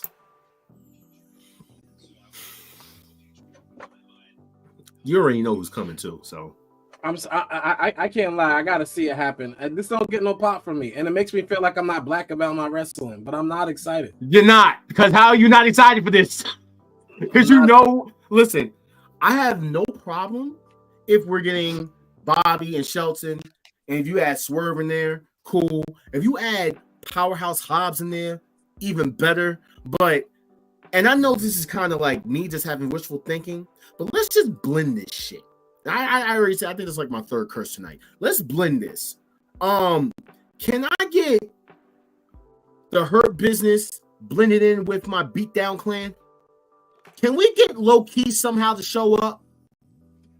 Can we add Kenny King? Yo, you be wanting like the most like underground wrestling things to happen, and what you should. I want violence. I want violence. And what you should have learned. And what you should have learned from watching the documentary is you got to do what's best for business. That's what's about. That's what wrestling is. Low Key and you gotta learn to eat versus shit. John Moxley. Like take my money. Low Key versus John Moxley. Take my money. And only yours. That's not filling no arena. He said it only yours. That's not filling. I'm guaranteeing that's filling arena. That's not filling Nassau Coliseum. Who cares about Nassau Coliseum right now? All right, they haven't been popping since WrestleMania 2. Anyway, so and it being one out of 3 different WrestleManias at the same night. That was a horrible idea. So boom, Mariah beat Yuka, and what was a okay match. Stop it, dude! Stop! Okay. No, it's not okay. That match sucked. It was trash. You're glazing. Nice. I'm glazing because of the ending, though. I'm really glazing because of the end. Willow popping up, and then Mina. That match was trash. Trash match. Placeholder champion. Placeholder champion. Placeholder. Let her cook. Placeholder champion. All right, so she fine. Microwaving. That's horrible. That's so mean. Let's just get into it. Darby and Moxley was a banger. It was good. I disagree. It was good. Darby got redacted. I disagree. It was not a banger. Darby didn't. It wasn't as violent as you've been trying to portray it right now. It wasn't. The best part of this match was Marina. She was the best part of this match. So let's not act like. Remember what I said though, because I could have sworn that somebody didn't like Marina at all. But I've been said she's been cooking on the indie scene, getting better. Well, this is her best role ever in wrestling. So I'm definitely going to give her credit for that. But she was the highlight of this match, even at the end when she was the one that was pulling Bryan Danielson off. So stop gassing this just because it's Jon Moxley. It was not a good match. This match was a 4.5, and Marina is a 10 right now. I wouldn't say 4/5, man. I wouldn't. They did nothing. The coffin drop into the choke. The coffin drop into the choke. We've seen that 30,000 times. 30,000 times. What's Mojo? So 30,000 times. So how many times have we seen Gunther do it? At least Jon Moxley's rear naked choke looked way better than Gunther's. Oh, don't. Why you gotta compare? Tell me I'm lying. Tell me I'm lying though. Gunther's fire. I'm not playing this game. Okay, heard you. So what you're telling me is that I'm not lying, but you just don't want to say it. Got it. Because we know for a fact Gunther can't put on no rear naked choke. Not to Gunther. This at the end though. It was a 6. Yeah. This at the end though. It was corny when he said, "I declare war." Stop. It was corny. You got it. I declare war. I was like, "Oh, that's a good card game." I remember playing that. You and your Wrestle Dream, and I'm gonna kick your effing head in. So yeah. Oh, you want to say that? But what about I declare war? We're not gonna talk about that. We're gonna leave it alone. You declare war on whatever you wanted to declare war on. All right. Who's winning that match? Who's winning that match? Moxley. Yeah. It's either that or Bryan wins and then Moxley takes him out and then Christian comes to cash in. None of that happens. Christian's gonna beat Daniel Bryan. What happens is, for everybody wondering, I'm sorry for it. This is not a spoiler. This is not a spoiler. As my man Paul would say. It's very simple. Bryan Danielson wins the match because of Wheeler Yuta. He thinks that means Will is on his side. And then Wheeler commences to beating the brakes off of Bryan Danielson.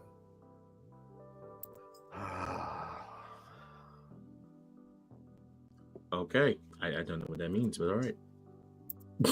What's that? I don't know. But we're going to get into this. It's time. She's mine. It's time. It's time. I just want to say that y'all gassed this for nothing. I'm going to say it over it. I learned nothing I didn't already know. I didn't either. But here's the thing. Let's rate it real quick. 1 out of 10. Okay, you want to do this? As a Vince McMahon documentary, it's a 2. As a WWF history lesson, it's a 10. It's a 10. Yeah, it's a 10. Like it was wonderful wrestling history. You guys agree, by the way? A Vince documentary be a 2? All right, cool. Because I will actually give it lower than that. I would actually say non-applicable. Because that was not a Vince fully documentary. It was literally just giving us a playground about what happened to the start of, when he got the company to where he's at now. And it's nothing that I personally don't know about.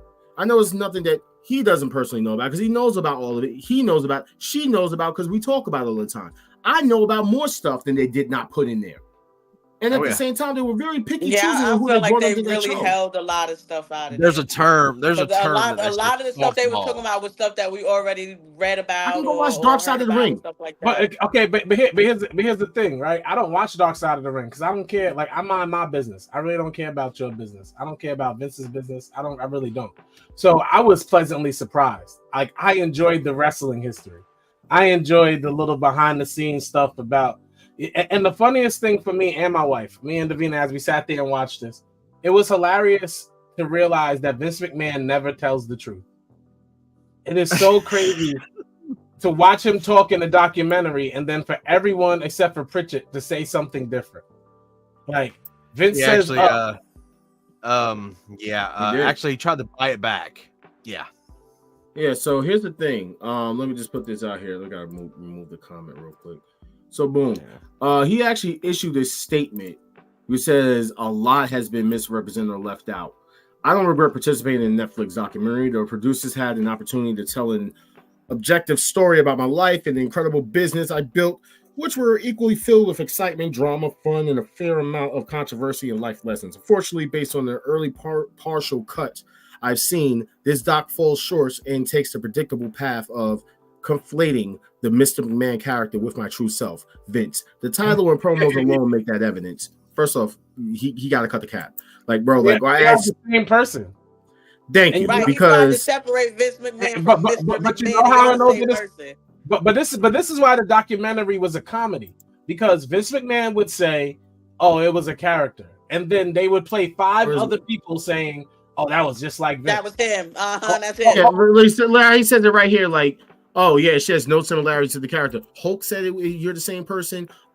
Triple H said you the same person. Hold on. Trish said you the same person. Time out. I'm gonna get on Hulk. Because no. The only person's opinion that was honest the entire time. Yeah, I knew you were gonna say. With Tony Atlas. Tony Atlas told her how it was the whole thing. Every time he spoke, he said what it was. He even said The Rock was nothing but his daddy. He was like, it was like watching his dad wrestle all over again. Everything that man said, I believe. He said the man touched his pecker. Why he couldn't tell nobody? Yeah, they was like, why you couldn't tell nobody? He said, tell who? Vince to get fired? Like, yep. Right here.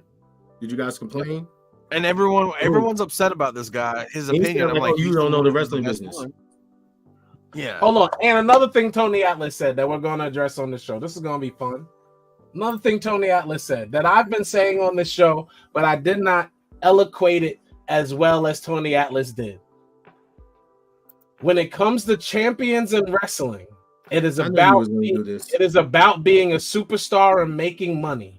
So when I ask who of African American race is a superstar, and I don't get an answer that equals any of the people highlighted in that documentary, a Hulk Hogan, a John Cena, a Stone Cold, a Rock, now a Roman Reigns, and you can't tell me somebody of that caliber, then that's why they are not champion. Can I rebuttal real quick? Sure. I'm just gonna sit here and just say this. There's nothing against you, but that's cap. The reason why I say that's cap is because just as we watched the effort that they put into building those said characters, they can actually do that with other people. Bro, they had to have it already. They didn't talk about the amount of wrestlers that failed. Let me tell you something. Mid-card wrestlers are failed superstars. Low jobbers are failed mid-carders. Like, it's because you don't have what it takes to reach that spot. John Cena was a failed mid-card jobber. Until they found the right gimmick. That's what they showed. Okay, so you mean to tell me that they can't find the right gimmick for Kofi? They can't find. They did for a long time. Kofi was successful when he was boom Jamaican. Kofi was successful. New Day has the most tag team championships. That's a horrible question. That's a horrible. No, not really. Because the reason why I say that is because what kind of character did they have to give him? That doesn't make sense, slapstick bro. Comedy. Okay, then. Just wanted to say that he was with it. Y'all don't think Kofi's goofy? Because at the same time, bro, it's like I get it, but it's like let's just call a spade a spade. Yo, Chris should have stayed Jamaican. You're hilarious, bro. And I agree with almost everything. That's my boy Crispy, aka Coon. Yo, I agree with almost everything you're saying, but I can't acknowledge it. But just know that you're cooking. All right. Let's just not pass that. I want him to come on the show so you could cook Ja, because evidently y'all cook me. He never cook me. You know what I'm saying? Crazy, bro. Anyway, I mean, Razor Ramon was a white man portraying the Puerto Rican, but anyway, so The fact that he came out and said, "I wish I could tell you the real stories." Holy shit! That automatically knew. I was like, no. The one thing that got me was the one thing that got me is his comment after that. He's like, "If you really know what went on inside my head," and they're like, "Oh, what?" He goes, "A lot of fun, sexual stuff." No, and I'm like, no, but here's the thing. Why are we talking about what Vince said? He started the documentary by saying, "I never tell the truth." He literally said, "I say what sounds best to me. It's not what it really is." He said that. That's how they started. And everything he said was a story. Everything he said was made up. That man is a professional actor. Really? Okay, cool. That comment doesn't help his lawsuit right now either. This comment right here don't help his damn lawsuit. So let's just go right into it. That's my fourth curse. When speaking about the former referee Rita Chatterton, the one I keep always talking about, Vince made the following statement: "Once you are accused of rape, then you're a rapist. But it was consensual. Actually, if it had been rape, the statute of limitations had ran out." Pause. That last statement, Paul. That is. Now, correct me if I'm wrong.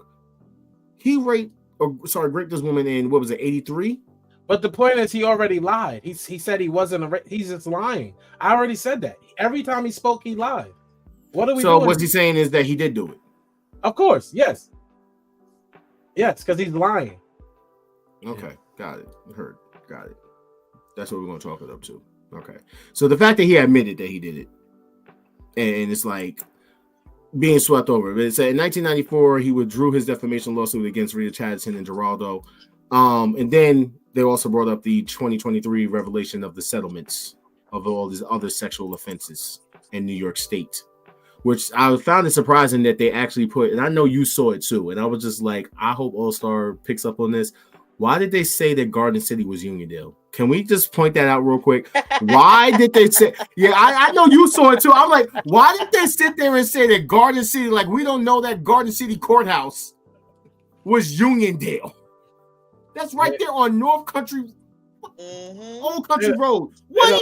They don't know enough about Long Island. I also want to say that I enjoyed like it just confirmed a lot of rumors. That's all the documentary did. It wasn't about Vince at all.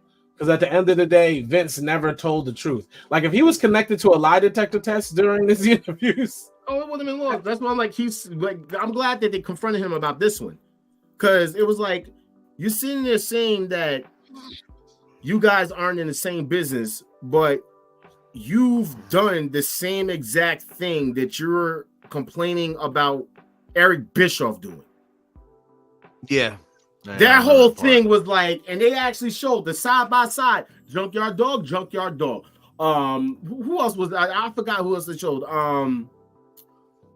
Damn it, they showed Tony Atlas and Tony. They just showed like a bunch of people, and I'm like, but you still don't see how you guys were the same.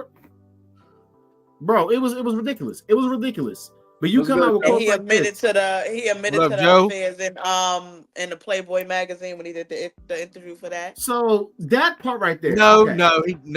He did a lot of this. Like I don't remember. Yeah, so what are you saying? He admitted nothing. This man admitted nothing. You know what that? He lied about everything. So he technically admitted. He admitted to those affairs that he was having. Remember when he kept saying, "I don't remember." I don't remember. His mama touched him. Hold on, Dan. Kimmy, do you think his mama touched him? Kimmy, do you think Vince McMahon mama touched him? That man mama ain't touched him. Yep. No, he was lying. Yes. You think that man mama touched him? Yep. What are y'all doing? Do y'all do any have any? Okay, maybe it's just me. I've grown up. I know habitual liars. Like I know how they speak. I know the language. I don't know if anybody else out there know a habitual liar. Like they lie differently. They can't. Like some people get to a place where they can't tell the truth. So that man was not telling the truth to Playboy. He wasn't. He was giving them a story that would make him look like he was the product of something he wasn't. You tell it. He said he grew up dirt poor. How? And your daddy was booking wrestling matches when you was a child. You showed us because his dad wasn't in his life. He wasn't in his life until he was a teenager. Shut up, Ja. Shut up, Ja. No. I just want to put it out there because Because remember, Tony Khan is the only, kid that gets, wrestling companies and whatnot. Vince, never happened. He had to buy his. He had to work hard, even though he got a whole job to run a whole promotion. Yeah, That man took that that was serious. in charge Too. of the Like, AEW, stab me. Vince McMahon is a liar. This is what I've learned. Can we all say what we learned? Because we really don't have to talk about Vince McMahon lying.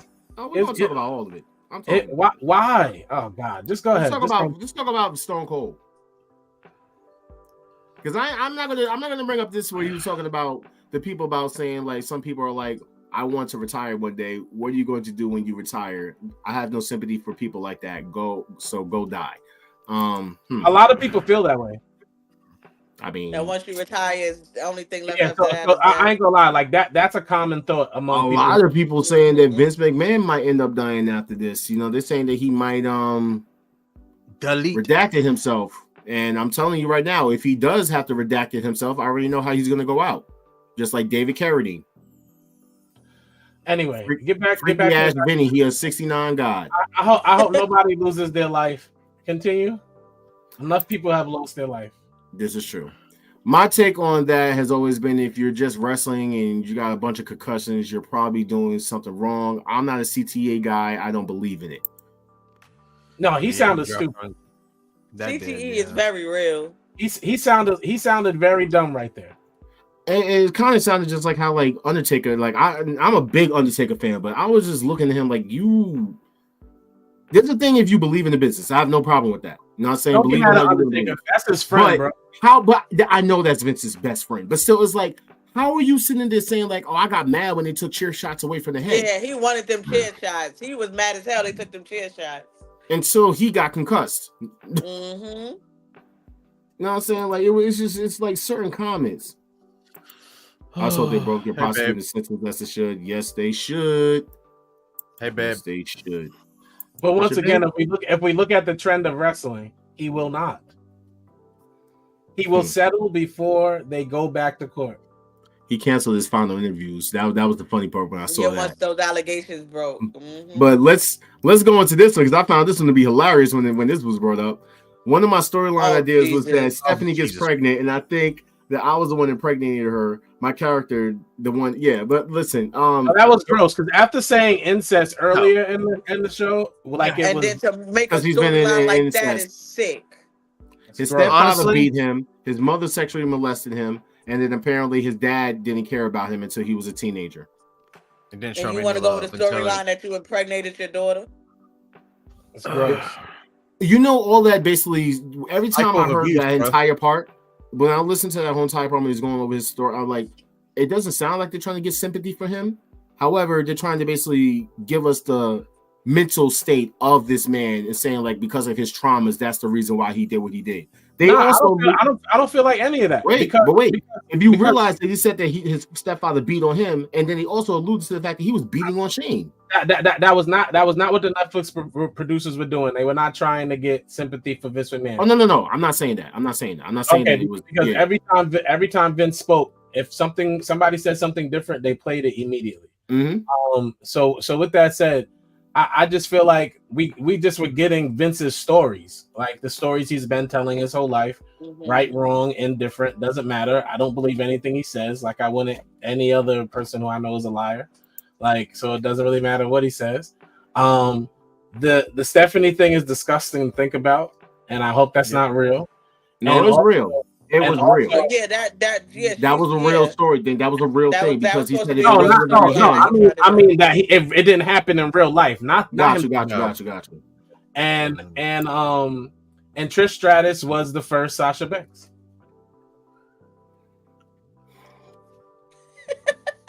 You're gonna make me curse on the show again. I already said 4 curses. All right, I'm trying to limit myself to 5. Don't make yourself the 5th one. All right. Make yourself the 5th one. Y'all know what I'm saying, right? Y'all understand what I'm saying. Trish didn't care. Speaking of women, they literally said that we abused the hell out of women, and all of us once again spoke the truth. Yeah, he did. He told the truth. It was horrible. They were at sexist as job, like 80s, 90s, early 2000s. I am not sexist, but okay. Super sexist. The first of what they do. No. What they were doing, we're not going to act like we don't know about the H-bomb. We're not going to act like we don't know about that. About the H-bomb women and all the stuff they were doing. By the way, Trick Williams sounds like the Godfather. Anyway. Trick Williams' voice sounds like the Godfather when he was playing, when he had the whole train. He talks like that. We can talk about it real quick. I know you mentioned it. I didn't like Pat Patterson because here's my thing when they were talking about the Ring Boy scandal. And I like how Bruce Pritchard little self literally came out and said, like, Pat wasn't part of that. But as for the other stuff, no comment. But Pat was a part of that because the most truthful person in the documentary said he touched his pecker. Mm-hmm. Exactly. And so you cannot sit there and say, "Oh yeah, he was innocent." But the guy said, "No, he grabbed my pecker." Here's the thing about Tony Atlas. He an old black man. Old black men don't care. So I mean, he put some stuff out there as having a foot fetish. So we know that already. We know what type of person Tony Atlas is. He's really just giving you the truth. That's what I'm saying. Like, whenever Tony Atlas spoke, I was all ears. I was like, what's he gonna say? Dude, I loved his wardrobe. That shit was funny as hell when he popped on screen. I was like, oh my god, that's awesome. I gotta wear a tie. Give me. Yeah, I'm good.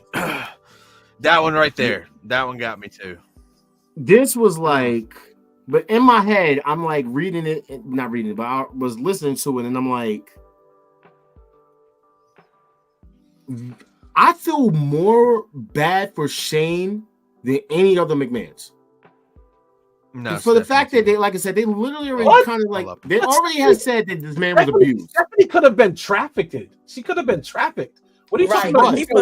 But she was. She was. So how do you feel worse for Shane than Stephanie McMahon? Yeah. Like I said, Josh. Because you know why? You don't want to know why? Because Shane was don't do it. Don't do it. Shane was being abused. Shane was being basically forced to wrestle as a kid, basically getting attacked on. Anything that he made him mad, he would hit him. Groomed. He pretty much got groomed, like treated as if he shouldn't even matter. He didn't want to give him the company, didn't want to take care of the company, whatever. He tried to basically be there for his father. He loved his father. Kimmy, are you going to tell me Shane got it worse than Stephanie McMahon? What all right, Stephanie definitely was being. All right, okay. You're right. I know for the fact about the Stephanie thing. I know about the Stephanie Macho Man, Randy Savage thing. Don't say that. I feel bad for Stephanie McMahon and Linda McMahon. I feel bad for the women. I feel bad for all three of them. Because we honestly don't know what. Because, like they said, there's stuff that was left out. And I don't know where they got that Linda McMahon clone from.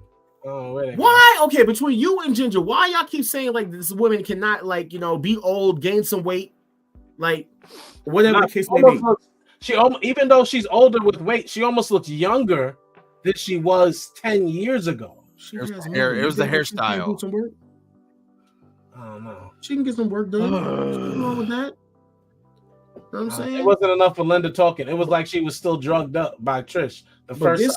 This right here though, like saying you're gonna have to kill me, get saying that if you're not willing to do that, then I don't believe in you. Like saying you gotta be prepared to get me out of the way, just like I had to get my father out of the way, and I would have taken him. I'm like, so you would have killed your father for that wrestling company? Is what you're kind of telling us? Stephanie McMahon told Vince McMahon to quit. Vince McMahon quit, and then when he came back, she quit because she was that hurt. She might have had dude, Stormin. It's Stormin down here with us. I forgot Stormin. I hope she's all right. It looked like a phone.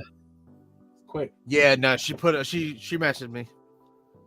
It's the weather for her. Yeah. Gotcha. Put that picture back up right quick. Put your picture that you just put up right quick. Which one? That one right there. Do you spy something just hanging out right there? Ass? Yeah, you go. Yeah, just right there. Great. Just to show the booty. No, but that's the type of man he is. No, I just can't believe that he told his own son to stab him. And if you don't do it, then you're not man enough. Yeah, that was the big one. That was big. Well, we don't know. Listen, Shane, I'm not. Shane got sons. He went away. He was smart. We're not doing that. Stephanie McMahon was the Jenny Buss of WWF. And wow. Like, you went too far with that. You just called Stephanie the Jenny Buss? Like, what does that mean, sir? What are you saying, sir? Jerry Buss had a daughter who would take over the Lakers, who knew the business, who knew the players. So are you saying that Jerry was like Vince McMahon? Yes, absolutely. Yeah. That's what he said. Absolutely. That's a perfect. I give perfect comparisons. I don't understand what's going on right now. He said, I don't understand what's going on right now. So that's why Jenny be hanging out with LeBron. All right, you know what? You're gonna get me into some stuff that I'm not gonna do. Let's talk about this though. No, but Jeannie Buss also got older and settled down with that actor dude. So let's talk about this. Let's talk Joe. about this. Sable coming back after the lawsuit and him saying, I don't know much about the Sable in terms of the lawsuit. It's kind of a blur, but all I know is she came back to work. All these Vince McMahon quotes. Didn't she come back like in the midst of the lawsuit? Because I could have swore it was right at the end. Right at the end. Right at the end. Time out. Honestly, I feel like this whole documentary on Vince's side was to set up him being senile, old, or some kind of mental defect, so when he goes to court, he can show proof that he's mentally ill and he doesn't have to go to jail. That's what I feel this was. He's gonna settle before court. Y'all not paying attention. No, he's in criminal now. No. He's in criminal now. Because listen, that's fine. Every time he got convicted, got sued, was being taken to court, he settled the case before it got too far. He's guilty. He's guilty. Duh, he's been guilty for everything. The point is, he sold his shares, $80 million. He stacked up all his money so he can settle all of these cases. That's what he does. That's what he does. $80 million is a lot of money. He just got that in shares. $80 million. The documentary told us he has enough money to settle these cases. Sadly. This one here, talking about she defended this. Shut up. She basically defended the barking like a dog, saying, giving him his comeuppance or whatever. I'm like, listen, shorty. That's why Sasha left. That's what he told her to do one day, and she was like, "No, daddy." Yeah, he wasn't here when we talked about that. We wasn't. No, he wasn't. It doesn't matter. It doesn't matter. That's what happened. We all know what happened. Sasha Banks went in the back. You just believe whatever you want to believe, sir. You know what I'm saying? Sasha Banks went to see Daddy. Daddy ain't give her the response she liked, and she was like, "No, what? How about this? I want you to bring up those tweets that you keep talking about because they don't even exist." But okay. She said, "I love you, Vince." Every day. Bring the receipts. She said, "I love you." Bring the receipts next week, sir. Bring the receipts. They're deleted. They're deleted. Oh, heard. Now they're deleted. Oh, they're screen grabbed somewhere. Exactly. I didn't delete them. She said, "I love you, Vince," every day, bro. Every time I went on Twitter, Banks was saying, "I love you, Vince." Cap, you don't even be on Twitter. It's not even Cap. That's hand to God. Hand to God every day, and it's look, no kayfabe. Hand to God every day. He took the glasses off. He said no kayfabe. What's kayfabe? Hand to God every day.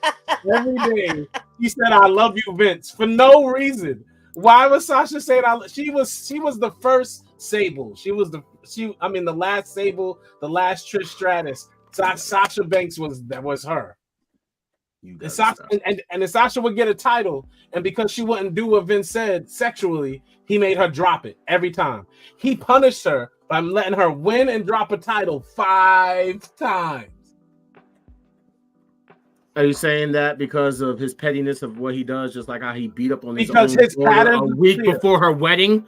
Because his patterns are clear, and if his patterns are clear, that means I was right the entire time. And I tried this guy. And there's nothing wrong with her being Trish Stratus, but y'all try to act like she's not Trish Stratus. And that's what I don't understand. I actually agree with this. He said that they killed the wrestling that day, that when wrestling wasn't real anymore, they pulled the curtain back and said this is how it works.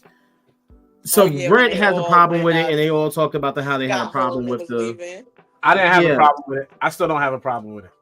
I actually agree with Cody on this one, that we didn't have a problem with it. I mean, it's part of our generation. We love that. I didn't have a problem with it. I'm glad you agree with Cody. Cody was like the star of this documentary.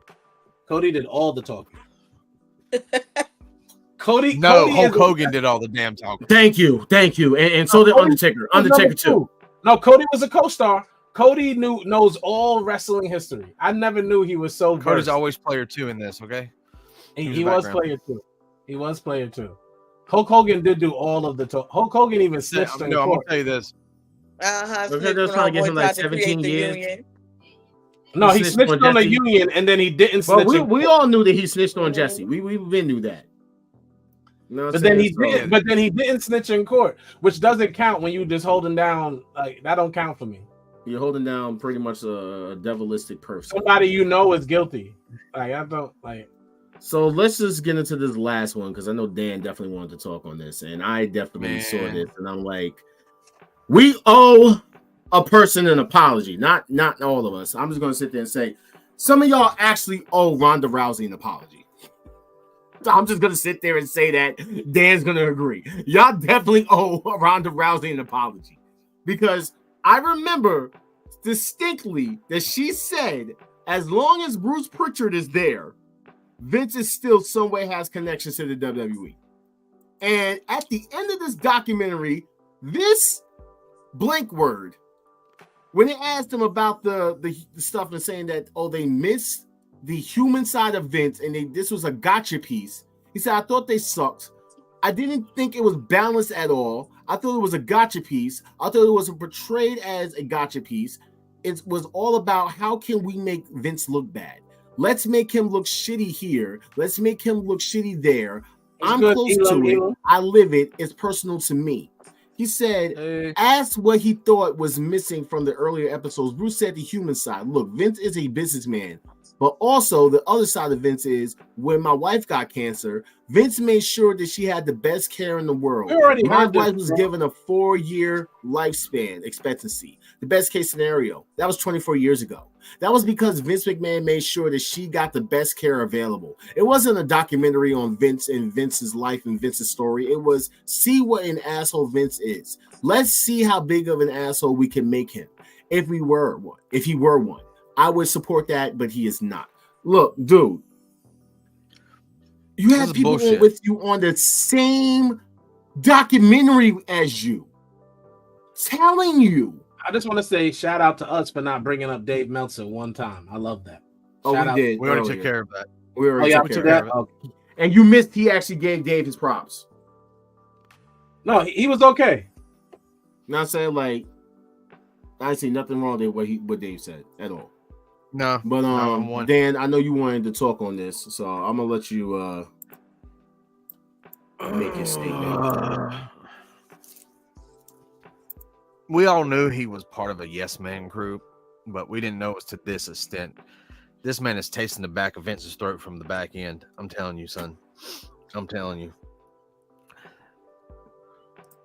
Like I said, and even let's be honest, this documentary was not a gotcha moment for Vince.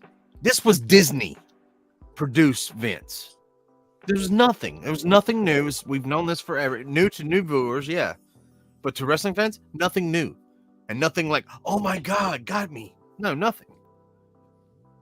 This is stuff that a YouTuber could put out.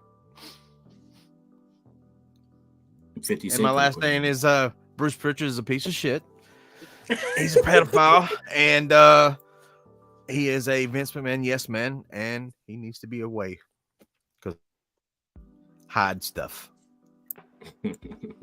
Yeah, I don't understand how Bruce Pritchard still works for the company. I ain't gonna lie. I don't. Bro, at this point, like we've talked about Brother Love on different occasions with different situations.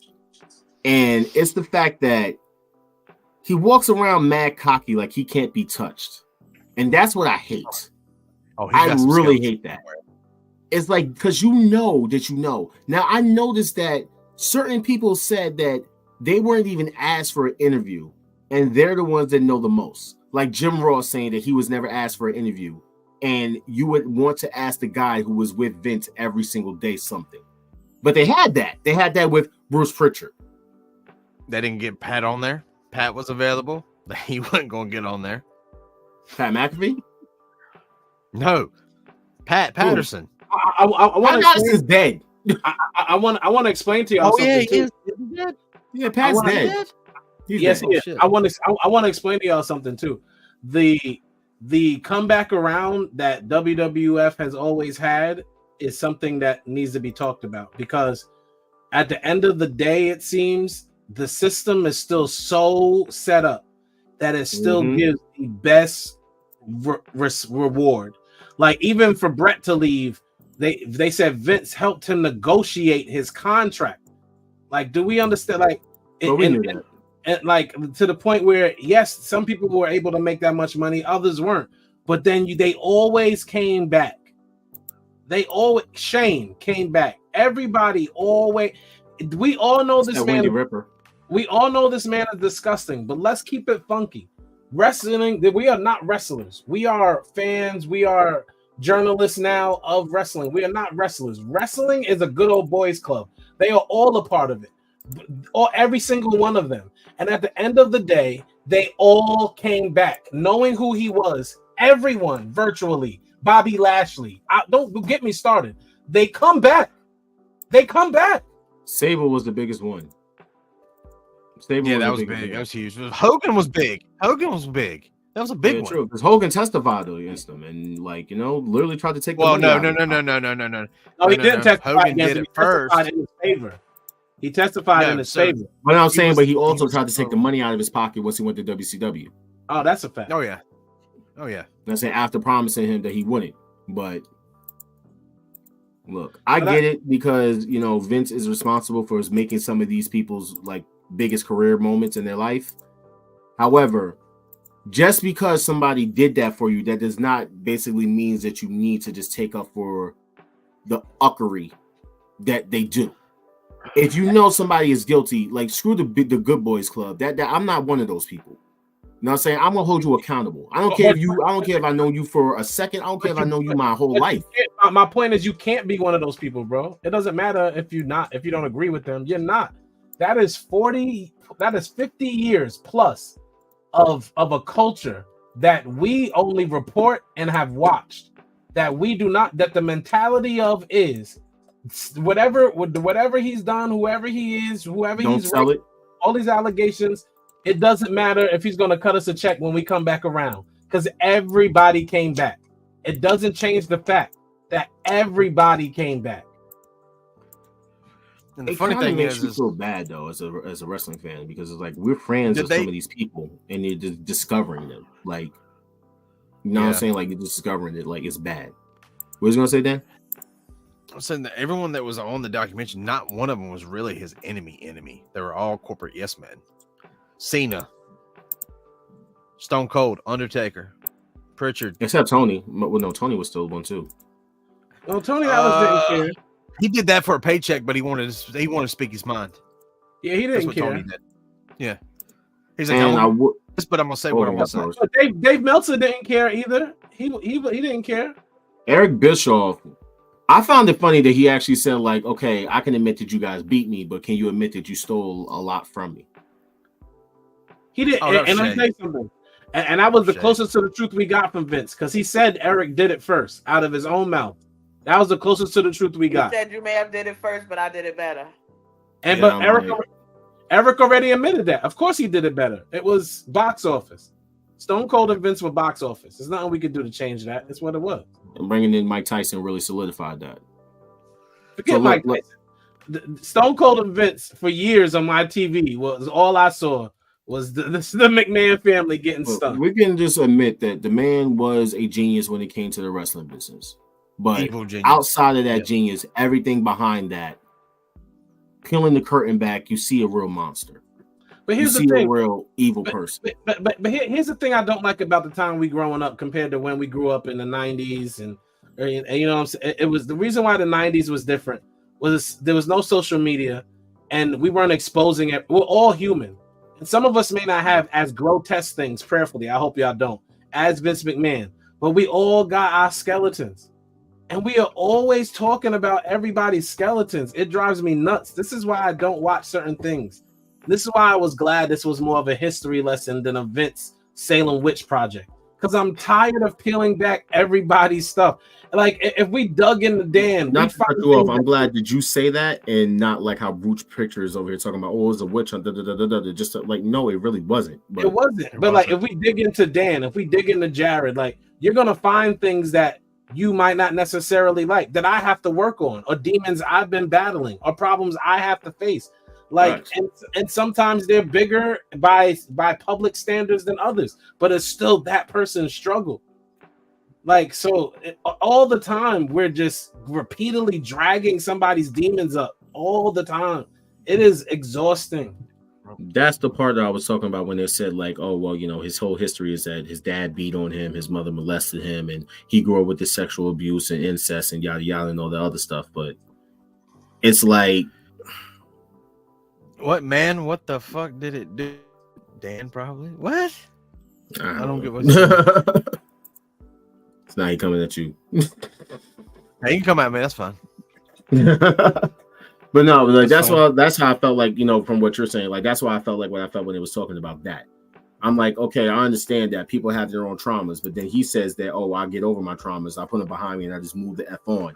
Or whatever, yeah, that right? was, yeah. You know what I'm saying? But at the same time, you say that, but then you do other stuff. And I just don't like how, like, I know, like you said, the Good Boys Club, they basically all made it seem like, okay, cool. Basically, what it is that these women or these people are only coming to him because he's rich. And I forgot who said it on the documentary, but he said straight up that what wrestling really is like, it's a men's thing, right? The 18 to 34 graphic, right? It's a men's thing where a lot of young boys come up of age because of what they've seen on TV is the women. The women were gorgeous and hot. We were over-sexualized.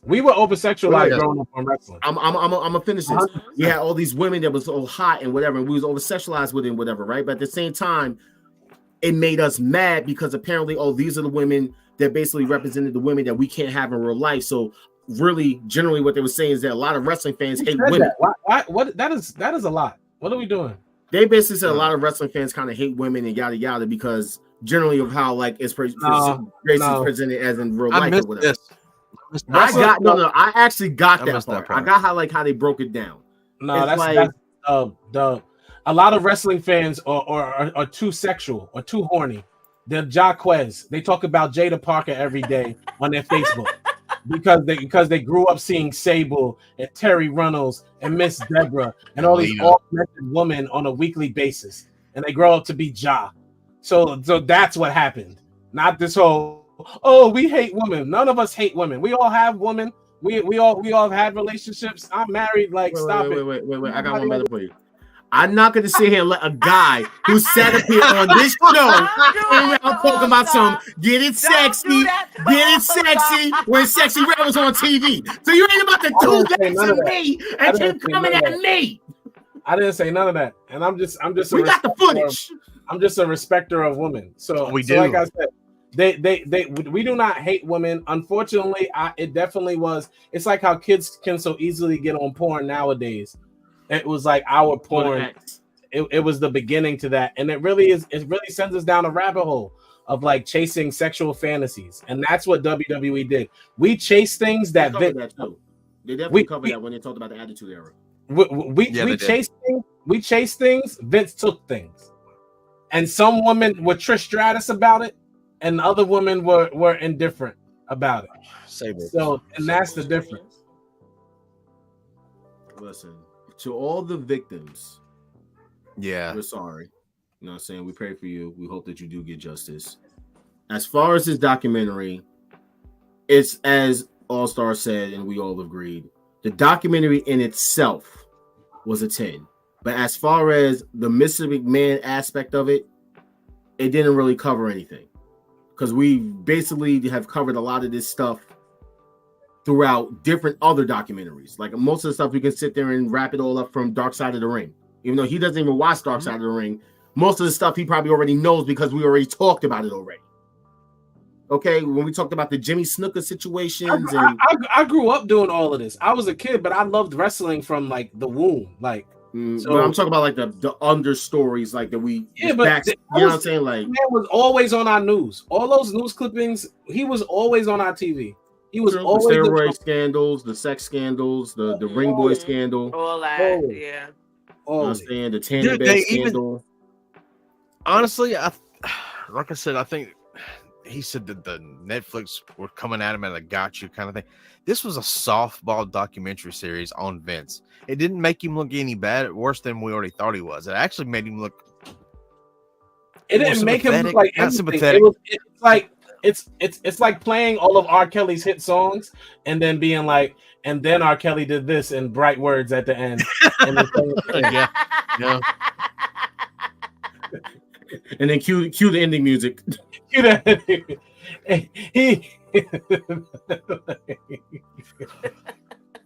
You walk away from it, you like, R. Kelly did write some great songs, you know.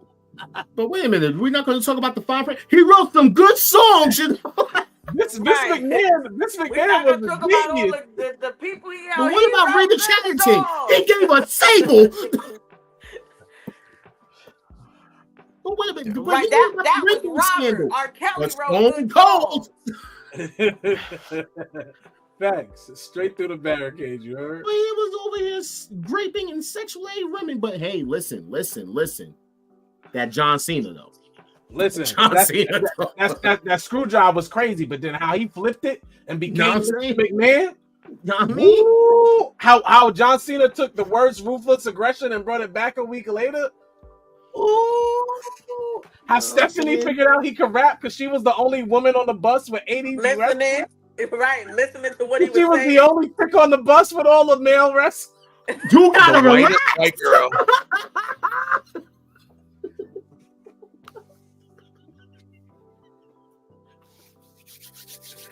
I remember that didn't Bruce actually say the night before they did the purchase, they all partied, and there was a lot of. I wonder what happened on that party.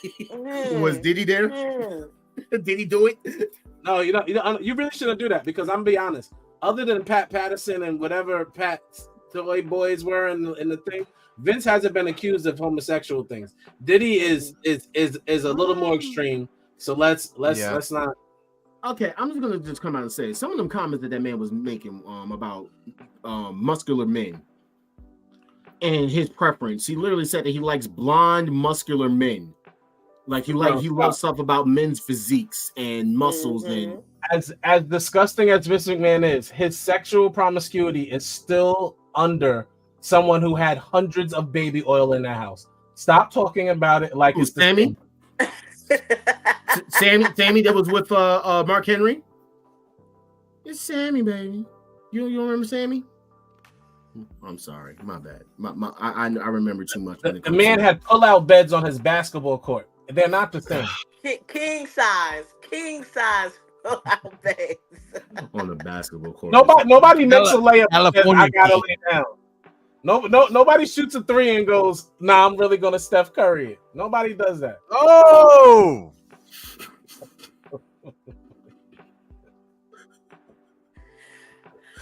What do you mean? I'm not gonna say that because no. We're gonna have a Steph Curry busting it for three from far. I enjoyed the history of it. It was cool. I mean, like I said, I know a lot of us pretty much knew a lot of the stuff that they all talked about. I wasn't really shocked about anything. Like, no matter what they talked about, whether that was a situation between Owen Hart, the situation between him and Brett, the situation between him and Ted Turner, him and the reporters, the guy that he smacked, the guy that when he had sent the Dr. Death to go and smack that guy, and then sued them. Hulk Hogan doing that idiotic stuff and literally almost taking out Munch before Law and Order. Dun, dun. You know what I'm saying? So I must say though, nothing to do with Vince's character. Vince the businessman. I would feel some way if I built somebody's character and they went and made money off of it without me too. I'm just saying. If I poured so much into who somebody was and they used my ideas to go make money somewhere else, I'd be tight too.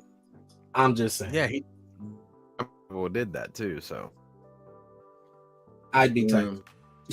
Listen, all I can say though, if you guys have not watched the documentary, please go watch the documentary. I mean, if you don't know anything, this would be a nice little education for you. You know what I'm saying? Go into it with an open mind.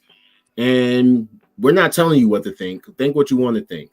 But we know. We know. Okay. And let us just all sit here and just say the one thing. Vince is guilty. He should have been under the jail a long time ago. The only reason why he's gotten off is because he has the money. It doesn't matter how he tries to sit there and say it in his documentary, talking about like, oh, well, you know, they're just picking on me, trying to be the big bag, you know, innocent guy. You're not. Watch this, right? So I gotta have a faith moment because I gotta see something. So have you ever done anything considered illegal that you should go to jail for? And we're not talking about that. Go to jail for it? A self-incrimination, son. And every Thursday 7:30-ish, and the show is stacked. Go and run and tell a friend we back. It's the Wolfpack. That's self-incrimination. No. We have never done anything. We are angels. I pray that Vince McMahon takes accountability for all that he's done, and that he has a serious come to God moment, because that's what's important now at this point in his life is his soul. And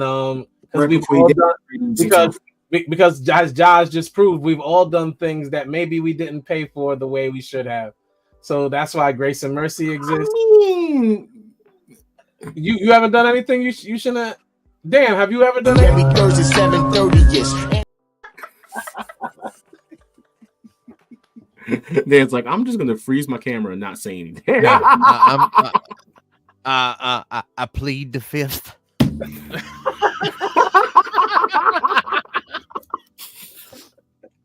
He took his camera out. Yeah. All right. The weather did. The weather did that. Heard you. It's getting bad here too. So we're gonna get our final thoughts. No cameraman, we're gonna let you talk. Justice for Jimmy. Justice for Jimmy. He should be in the situation. We got to deal with basic bitch ass Cody. So yeah, whatever. Dave Meltzer, you did a good job on the documentary, but still, fuck you. And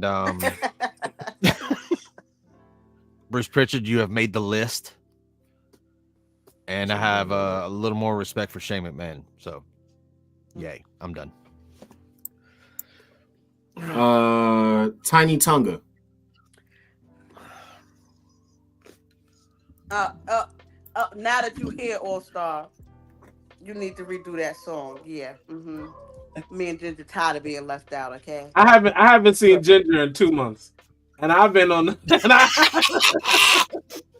I saw Ginger one time last week. There, okay? I saw Ginger for the first time last week in 2 months, and 60 something days. The time she came on before that, she was drunk in another country. What are we talking about? She was out of it. I don't know where sis was, but she wasn't here with us.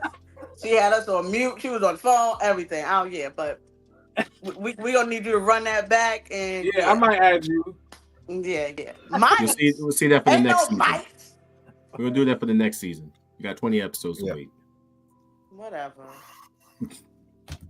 That's your final thoughts? No. Yeets. My man is now the Yeets champion. The Yeet era has come upon y'all. Okay, Tiny Tonga. I like your name. Don't do that. Don't do that. Your name already says Tiny Tonga. What are you talking about? Why would you? She just knows it. Let's see. All Star. I have an album that comes out in 2 hours. It's called Less Is More. I need everybody to get that, and I need feedback. Like y'all don't understand how important it is for us to hear what's going on. So let me know. Everybody listening, all of my co-hosts, my friends, let me know how the album is. Dan said he couldn't afford to get it up beforehand. Josh said he was going to wait till it come on iTunes. So it happens at midnight. Yeah.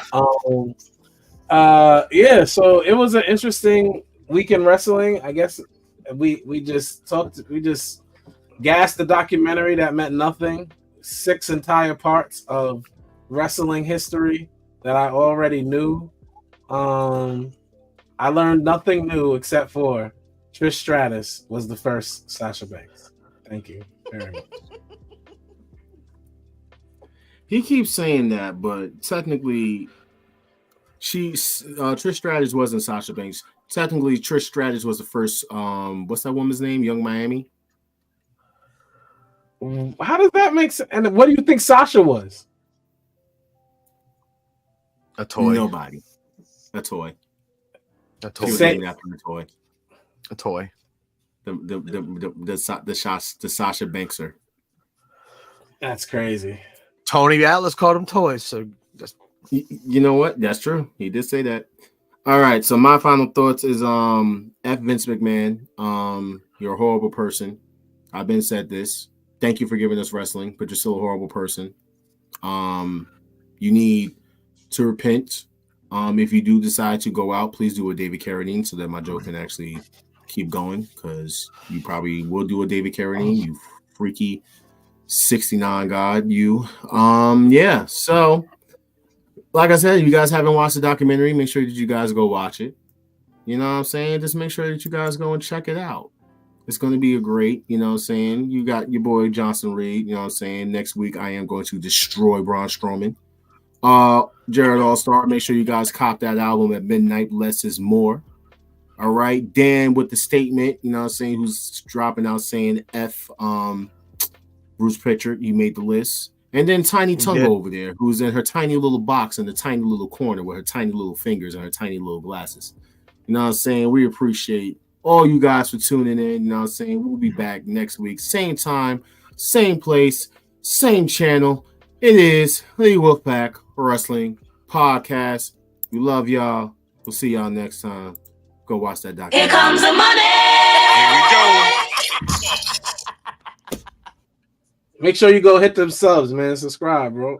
Yes. Hurry up. Yeah. Because if you don't, you're gonna make the list. Oh yes. You're gonna make the list. Because if you don't, I'm coming to your house. Okay. Love y'all, man. Less is more. Midnight. Jared Go cop that. You know what I'm saying? Word. iTunes. All right. Right?